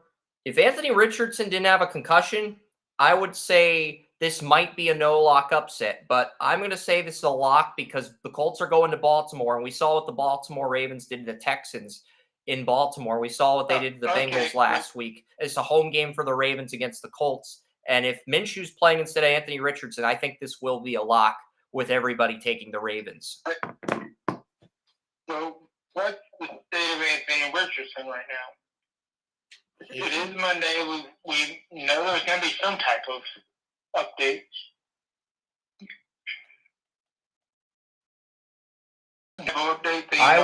I'm twittering Anthony Richardson. Ooh, Fantasy Source just tweeted Anthony Richardson has been placed in concussion protocol. That is 1 minute ago. So that's been leaked by a fantasy football site is located in Indianapolis, but that has not been leaked by Adam Schefter yet. So that is breaking news, but it is not breaking news to the mainstream media yet. But it's breaking news to locals in Indy. So yeah. To anybody who is listening, that means he has to go 3 days before the game.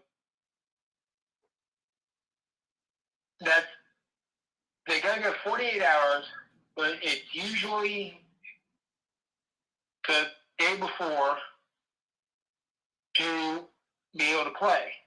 I forget who it was for the Browns last week that made it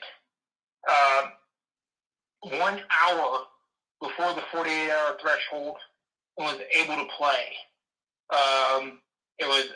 It came in.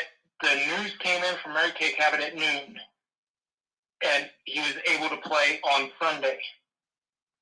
But I forget who that was, but it's 48 hours, but usually they try to get 72 hours before a concussion. But the rule is 48 hours before. This is Monday. That means he's going to have to be out of concussion protocol by noon Friday. Am I mistaken, Chris? Is it noon Friday? I think each team that plays on Sunday practices from Wednesday to Friday. And then after the Friday night practice, they begin traveling. So they have the Monday night game. Indianapolis is on Monday night? No, they're Sunday at 1 p.m. But each team practices on Wednesday, Thursday, and Friday. Each team that plays Sunday at 1 practices Wednesday afternoon, Thursday afternoon, Friday afternoon, and then Friday night, Saturday morning, they do their team flights to the opposite city. He's going to have to be clear by Friday by at least 12:55. Or else he will be eligible to play, even if he clears it on Saturday. Yeah. So in that case, I'm going to say no lock. Because there's going to be a couple people pick Indianapolis. But at the same token... I would say no lock if Richardson was healthy and this game was in Indy. It's in Baltimore. I think it's a lock for that reason. Well, I have seen... Now, to your point, the Ravens do have some injuries right now. Dobbins is out for the year. Marlon Humphrey still hasn't been cleared. Ronnie Stanley missed the Week 2 game against the Bengals at left tackle. Linderbaum missed the Week 2 game. The Ravens have some injuries. Even though Mark Andrews is back, the Ravens have some injuries right now. And... yeah. That is a reason enough to pick the Colts if Richardson's cleared to play. And I have seen Gardner Minshew in person. He's a good quarterback. I mean, don't dismiss him. So, I mean, it's not out of the realm that he could lead Indianapolis to a win or two. I mean, Lamar is going to have to play worse than he did against the Texans in order for the Colts to prevail. But it's not out of the realm of possibilities. Lamar has been an average quarterback for a couple of years now. We're waiting for him to get back to that MVP form. So, I'm not exactly... I know Lamar's going to be he's going to have a really good game. Zay Flowers has been incredibly impressive, but I'm not going to say it's a lock because I think Indianapolis has shown enough. Indianapolis is healthier right now. Julius Brents is injured at corner. Brents is the Colts' best corner. He missed Week 2. that's the other reason why I'm leaning towards lock. So not only is Richardson injured, not only is Taylor still on the NFL IR, non-football playing list, not Brent's the Colts' best corner that they draft in the second round is injured. That's why I went lock for this game, but we'll see. I think Indy has shown enough that it may not be a lock. There's somebody here that's going to choose Indy over Baltimore. Now, whether it may just be one person. Yeah. But it's still not going to be a lock. Okay. I don't think. All right. The next game is the Titans and the Browns in Cleveland on Sunday. So I think that is going to be a lock because as much as I love what Derrick Henry did against the Chargers, I just don't think this Titans offensive line, with Peter Skoronski, their best offensive lineman, out in week 2, if he's out in week 3, I just don't think there's anybody on this offensive line that can combat anybody on the Browns defensive line. And I mean, the Titans do have some good players on defense. They have good edge rushers with Arden Key and Harold Landry. They've got good depth at edge rusher. They've got good 5 techniques, Danico Autry and Jeffrey Simmons. They've got, but Amani Hooker and Fulton missed week 2. If they're both out in week 3 and Cooper's back by week 3, then I think the Browns are just going to crush the Titans, steamroll them to oblivion. Plus, I just think the Browns have better depth than the Titans right now. So I'm going to say lock once again. The thing is that I'm going to try to project here.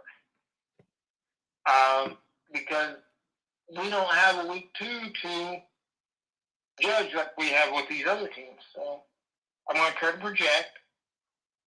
I project that the Browns defense is going to be amazing. Again. And they're relentless. Because that's just the way Jim Schwartz is. Yeah. And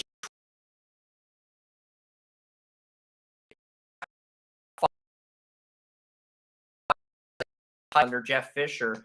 No, wait, he was with the Titans before he got hired by the Lions. So, yeah. Yeah, with the Eagles. And the thing is, you're telling me many times that it's my Browns kingdom, and I'm like, no, it's Jim Schwartz. Jim Schwartz is the reason. Jim Schwartz is the cause. I have no doubt that Jim Schwartz is going to bring in the best of the Browns defense. I don't care who they play. What's going to get me to call this a lock is the play of the Browns offense. If Deshaun Watson plays, and because I still think this is the biggest game of Deshaun Watson's career, he's going to ball out. I don't know if he's going to get 100. I don't know if he's going to get 300 yards and 3 touchdowns or not, but he's going to ball out. Mm-hmm. He's going to make it look good. And if that happens, and Nick Chubb's just Nick Chubb, yeah. I mean, let's face it, if Nick Chubb just Nick Chubb, I mean, he doesn't have to do anything. The Titans have a glaring weakness at nose tackle and 34 middle linebackers. So, like, this is a game where I expect Nick Chubb to dominate against the Titans. We're thinking of the advantage here because Nick Chubb can be anything Nick Chubb wants to be, and you get good weather for Deshaun Watson. The Browns defense, because let's face it, Tennessee has really good weather. It's like, let's face it, I'm sitting outside of a Target right now. You know, just kind of lazily looking I'm just out. trying to think who is going to pick the Titans over the Browns in Cleveland. I'm just trying to think off the top of my head. I don't think anyone in our company is going to pick the Titans over the Browns unless they shit the bed massively against the Steelers tonight. And I don't think that's going to happen. So I think the Browns are going to be the lock. My third lock, your second. I'm just trying to, let people understand. It's like The weather ain't going to be a factor. Ryan Tannehill's going to probably throw 4 interceptions because, fuck. Yeah, And, I'm actually you know, asking myself if Malik Willis or Will Levis is actually going to see playing time against the Browns. I think the contest is going to be that lopsided. That is a very real question. Because, you know, when I watched that Week 1 game and saw 30 passes in the first half with 3 interceptions, I was like, oh. Yeah, if Joe Woods can get the best of this Titans offense, just imagine what Jim Schwartz is going to do to them. Like, really. They're Jim Schwartz? God, Joe Woods sucks. Jim Schwartz is going to destroy. Yeah, I mean, if Joe Woods can emasculate this Titans offense, just imagine what Jim Schwartz is going to do to this Titans offense. It's really... Yeah, it's like we're talking about. It's like Jim Schwartz's attitude is not just affecting the defense, it has affected the entire organization. I mean, the Jim Schwartz effect is real. Yes. It is affecting the entire organization. You think Joe Woods, if Joe Woods can do it, what the hell do you think fucking Jim Schwartz is going to do? Yeah. You know, Jim Schwartz is, so yeah, it's definitely a lock. Okay, so I've got 3 locks. Joey's got 2 for everybody keeping score at home. 4th game is Falcons at Lions. I'm going to say this is a lock. You're going to make an argument for no lock that someone on Drafty Topi's going to pick the Falcons after their 2-0 start, but the Falcons have just been reluctantly lucky these first 2 games. I mean, Desmond Ridder showed a lot of heart and grit against the Packers, but the Packers should have won that game. They let it get away. They were up 24-12 entering the 4th quarter, and that is a game that felt like the Packers let get away, and I just don't see the Lions losing 2 in a row at home. And that's the reason I'm saying no lock, is because these guys are all young. Let's face it, most of their stars are 2-3 years in. A couple of them are rookies. They're showing a lot of heart right now. They're showing a lot of grit. They're showing a lot of determination. They're making some mistakes, yes. Definitely making some mistakes. I watched some of them, and there's some bad mistakes. But when the chips are down, we got to give them credit. They're making the plays, both defensively and offensively. So if I'm looking at this in a way where we have 12, 14 people doing this, one of them's going to take the Falcons because they're going to look at it and say, man, the Falcons got a chance here. They are pushing. They are working. And at the end of the day, they can really rock and roll if they get rolling. But they're young. They're going to make mistakes. So I can also understand if it gets locked. But I don't think it will.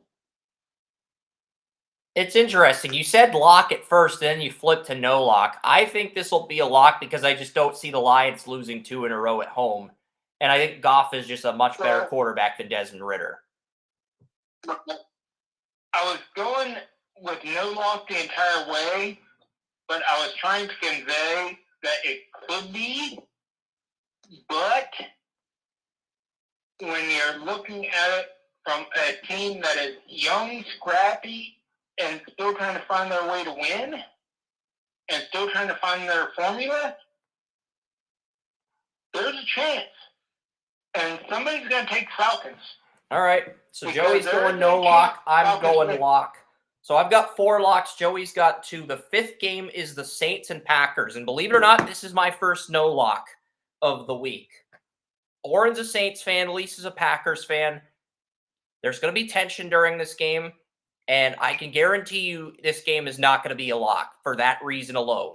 Like they're looking at Oren and Lisa, there's going to be tension regardless. So what's this game got to do with the tension between the two? Well, Oren's a Saints Raiders and Saints fan, Derek Carr fan, Lisa's a Packer fan. So there's tension between their teams, not tension between them as individuals. Tension between their teams. I should have clarified that better. That's on me. But specific tension. yeah. So yeah, I say no lock. Yeah, that's pretty much a no lock, open and shut case because some people love what Jordan Love's done. Other people are looking at the Saints and their experience with Derek Carr. So that's pretty much a no lock, and it's pretty much an open and shut case for both of us. The sixth game is Texans at Jaguars in Duval. This should be my fifth lock and Joey's third. This should be. Yeah, it's a lock. It's a lock. Yeah, I mean, Jaguars are not losing 2 in a row at home. I appreciate what the Texans have done. I like what the Texans have done. The Texans have been... And last year, the Texans went into Duval and won in a 9-6 contest where Derek Stingley was the hero and single-handedly carried them to a win. I don't see that happening this time around. The Texans' offensive line is far weaker compared to a year ago when they won this game. And the Jaguars are just not losing 2 in a row. Just the way Lawrence conveyed his body language in that post-game interview, you can tell he's pissed. You can tell he's on a mission, but he's trying to be humble and friendly with the media, and diplomatic with the media. But you can tell he's pissed based on his body language after that Chiefs game. I like what the Texans have done. I like how the Texans have fought. I like how the Texans have shown a lot of skill and how they've shown a lot of grit. But let's say that the Jaguars, the defense has shown that they are damn good, and the offense has shown that they're incredibly good, even against a team like the Chiefs,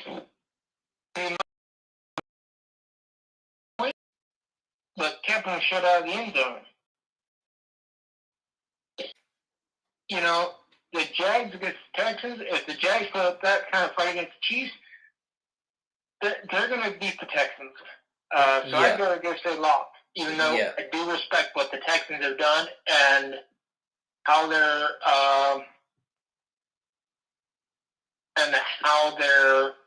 quarterback has handled himself. Yep. Crowd has impressed me a good deal. Yep. And I'm expecting him to have a big game, but I'm still expecting Jags to win.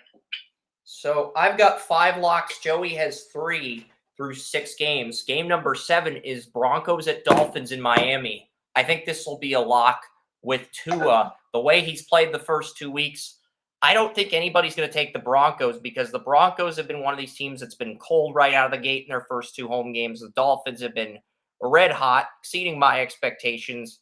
And this is their home opener. It's going to be a big game. I think this will be a lock. I don't think anybody's going to pick the Broncos. Yeah, I've got a lock on this one.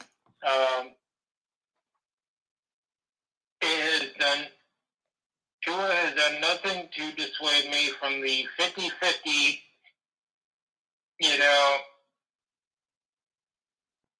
receiver thing of Hill and Waddle. Yeah, so I've got... And those two have done absolutely nothing to tell me that they deserve any less. They're still whooping ass. Yeah. So, when I look at it and I'm like, what are we going to do to counter this? I'm like, nothing. I think Surtain can blanket one of them, but the Damari Mathis is going to be outmatched by the other receiver. That's just the bottom line. So I think the Dolphins will be a lock. Yeah, you can go either or, but if you try to go both, you're going to get burned by both. Yeah. Something's got to give, and it's not going to be the Miami offense in this. Yeah, I've got 6 locks in 7 games. Joey now has 4. And the record for most locks on Draft Utopia in a week is 6. So this is why I said the record could be broken. That record for locks, 6 in a week, that could be broken this weekend. And I've already got 6. Joey's already got 4. Game number 8, I think we're going to see a string of a few no locks here. Commanders and Vikings in Minnesota. I'm going to say no lock here because there's going to be just as many people picking the Chargers as there are Vikings. Even though I'm picking the Chargers, there's going to be people picking the Vikings. Because both these teams are due for a win. Well, Yeah, no lock as well. It's like there's too much offense to be had, and there are too many turnovers to be had. Yeah, Patriots at Jets. Okay, Patriots at Jets, I'm going to say no lock. This could be a lock because Mac Jones has had Zach Wilson's number, but the game's in New York, and the Patriots are only favored by 1. And, the Jets might win this game in front of their home fans if Mac Wilson just has one too many blunders in the first quarter like he's had the first 2 weeks. So I'm going to say no lock for that reason. I am picking the Patriots to win. I do expect a majority to pick the Patriots to win, but I'm going to say no lock for that reason since it's a home game for the Jets. I'm going to say no lock for a pretty similar reason. I do think the Patriots defense is going to be up for the task, but Mac Wilson in that offense is... You want to know something? Zach Wilson's younger brother, Isaac Wilson, is a high school senior and has a scholarship to Utah next year. So that means Isaac Wilson could be looking at the NFL in 2027 or 2028. Yeah, Zach Wilson's little brother. If he's good at Utah, he'll be looking at Zach Wilson's brother. Yeah, Zach Wilson's brother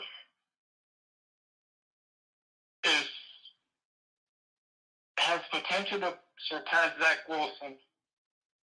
So does that mean Bill Belichick is going to... I mean, Isaac Wilson had 330 yards in his high school football game this past weekend on Friday night. Like 4 touchdowns, no picks, 330 yards, 19 for 30. So he had a pretty good day.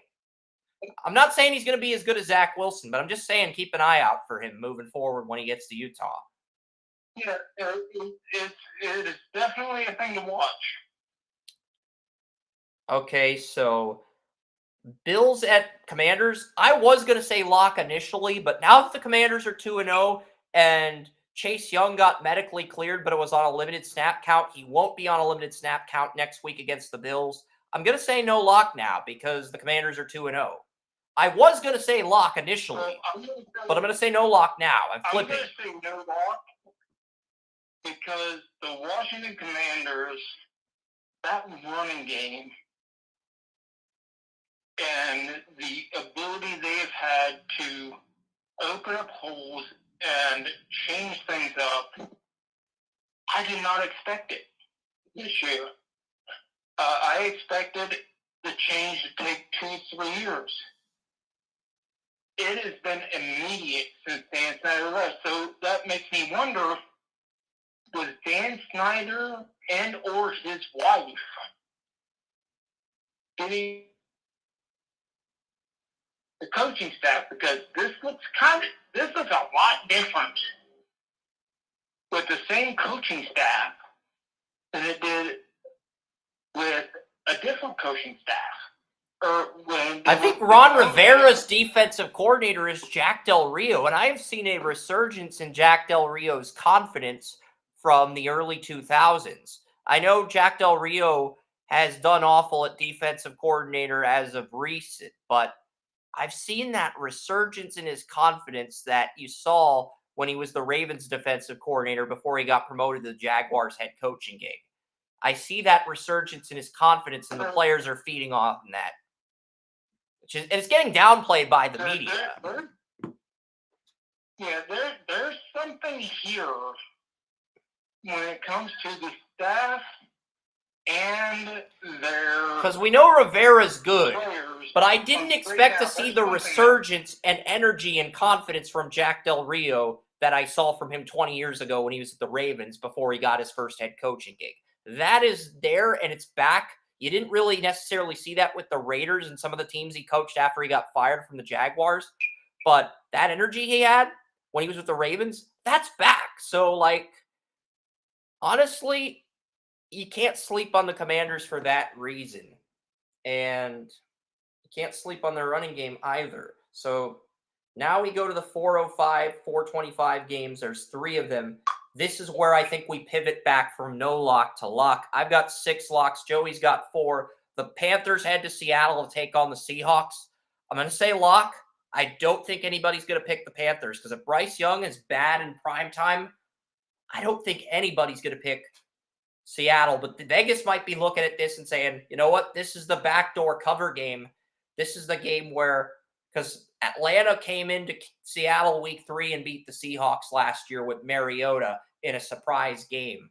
So, we might see, this might be the surprise game in week 3, but I'm going to say it's a lock. I don't see anybody picking Carolina over Seattle with all the injuries the Panthers have at guard. Recording paused. And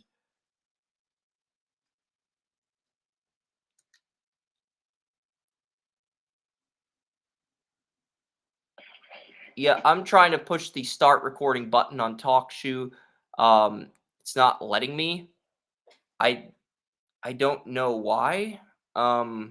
But we're still live on Restream. That's just not letting me push the recording button. And I'm afraid if I reload it, it's going to disconnect. So. Yeah, you're good.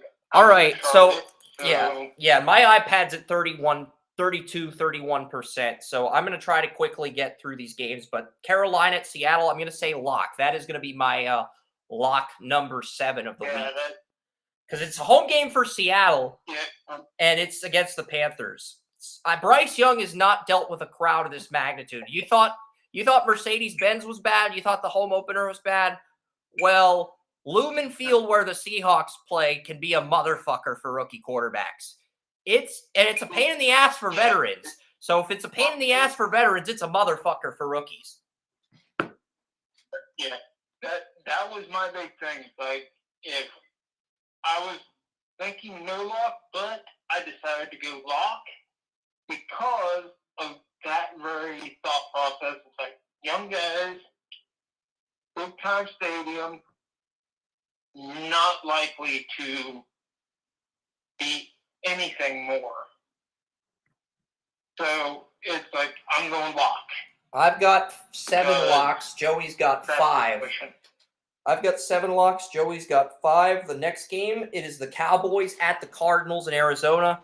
Lock number 8 for me. This is probably going to be Joey's lock number 6. I just don't see anybody taking the Cowboys. I don't see anybody taking the Cardinals over the Cowboys. That's just insane at this point. Like, this is definitely lock. I mean, the Dallas Cowboys have surpassed the 1967 Rams and the 1979 Steelers as the team that's allowed the fewest points with 10 sacks and 5 interceptions through 2 games dating back to 1963. So the Cowboys have outdone the 1967 Rams and the 1979 Steelers defense through 2 games. They've outplayed those defenses. And the 1979 Steelers defense was a historically good defense, and the Cowboys have outplayed them through 2 games so far. Yeah. That is going to continue against Josh Dobbs. That's definitely worth recognition, yes. So, we're going to go with a lock on that one. yes, so I'm now at 8 locks. Joey's at 6. And the record for locks on Draft Utopia is 6. So Joey's got us tying the record. I've got us breaking it and then some. 425 game is the Bears at the Chiefs in Arrowhead. First Arrowhead game with Kelsey and Chris Jones.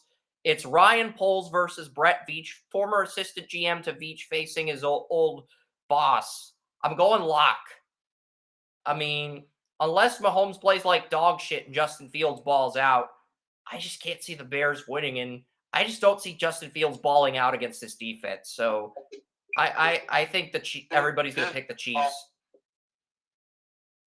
I think the Chiefs are still pissed off about the week 1 loss. So this is definitely lock. Yeah, so you've got us breaking the record too with a minimum of 7, because the record for most locks, previous record is 6. You've got 7, I've got 9. And the final 3 games of week 3, Steelers at Raiders is a Sunday night game. I'm going to say no lock because of the history, because of the rivalry. I'm going to say no lock for this one in Las Vegas. And then I agree. I was initially going to go lock No for the lock Monday there. night game, but the way Baker Mayfield's played, I'm flipping from lock to no lock. The way Baker's played, Tampa hosting the Eagles, and the fact that the Eagles' offense has been kind of lethargic in the passing game. The passing game's been lethargic. The running game was outstanding against Minnesota, but the first 2 weeks, the passing game just doesn't have the same traction it had a season ago. You still have star players in the offense in the passing game with Hurts, A.J. Brown, Devonta Smith, but the traction that you saw last year was through the roof. I don't see that same traction so far in 2023. I'm going to go no lock on this one, even though it may end up being a lock. Agreed. I think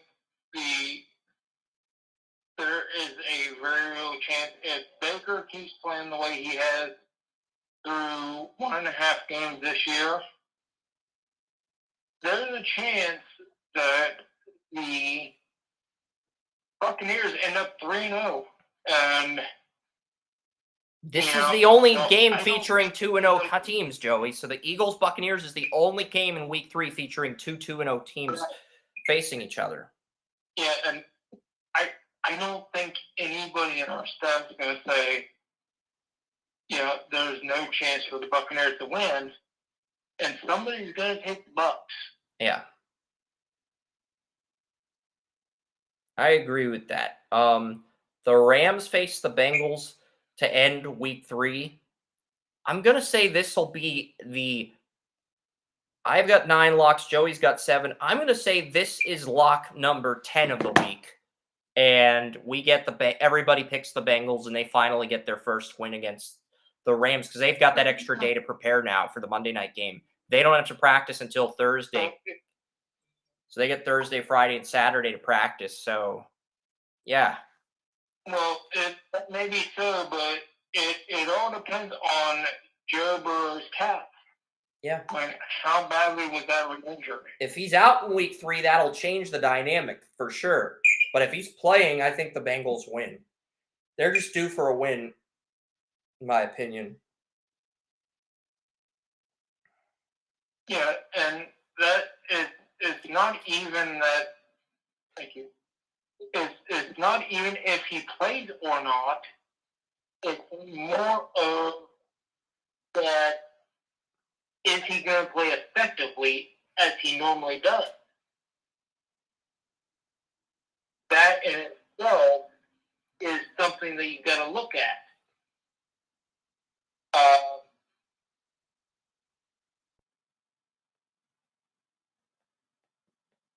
And in that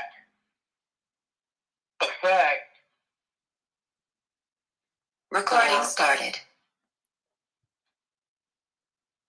Yeah, I fixed the audio on TalkShoe. Yeah, it when it said recording paused, it paused the recording on TalkShoe. I was trying to resume it, but I just kept going on Restream since we're still live on Restream. Restream's usually the one that has audio issues, but today it's been very smooth on Restream's end. I'm very grateful for that, and also grateful to be alive and grateful to be doing this podcast with Joey. So there's a lot of gratitude on my end today, but go ahead and continue what you were going to say with the Bengals Rams. I don't want to get all mushy gushy. Yeah, please don't get all mushy. Yeah. I want to refrain from that. The thought process was if Joe Burrow cannot perform at his peak condition, not just that he doesn't play, but if he can't perform at the level we're expecting him to, like yesterday, he got off to a slow start, fine. Quarterbacks who don't play, Burrow specifically has seen slow starts when he hasn't played in the preseason. That's fine. It happens. Burrow's notoriously slow starter. So with the re-injury of his calf, that takes away his mobility. I don't care. Burrow and myself may be from the same area. Burrow is not going to have any excuses. I can guarantee you, because growing up the way Burrow and myself did, he is not going to have any excuses. But I guarantee you, that calf's going to be an issue, especially against a good defense. And somebody's going to pick the Bengals to lose. I don't. I pick the Bengals to win.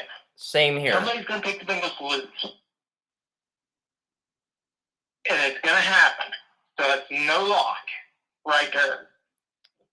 Still pretty incredible that we both agree the record for locks, which is 6 out of 16, is going to get broken this week in week 3. We both agree on that.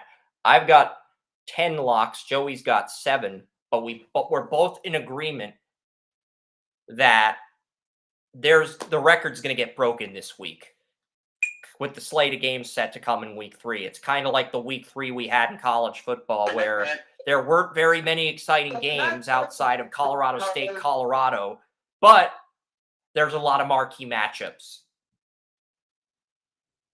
And that's saying something, because I usually don't go along with the lock, no lock, whether...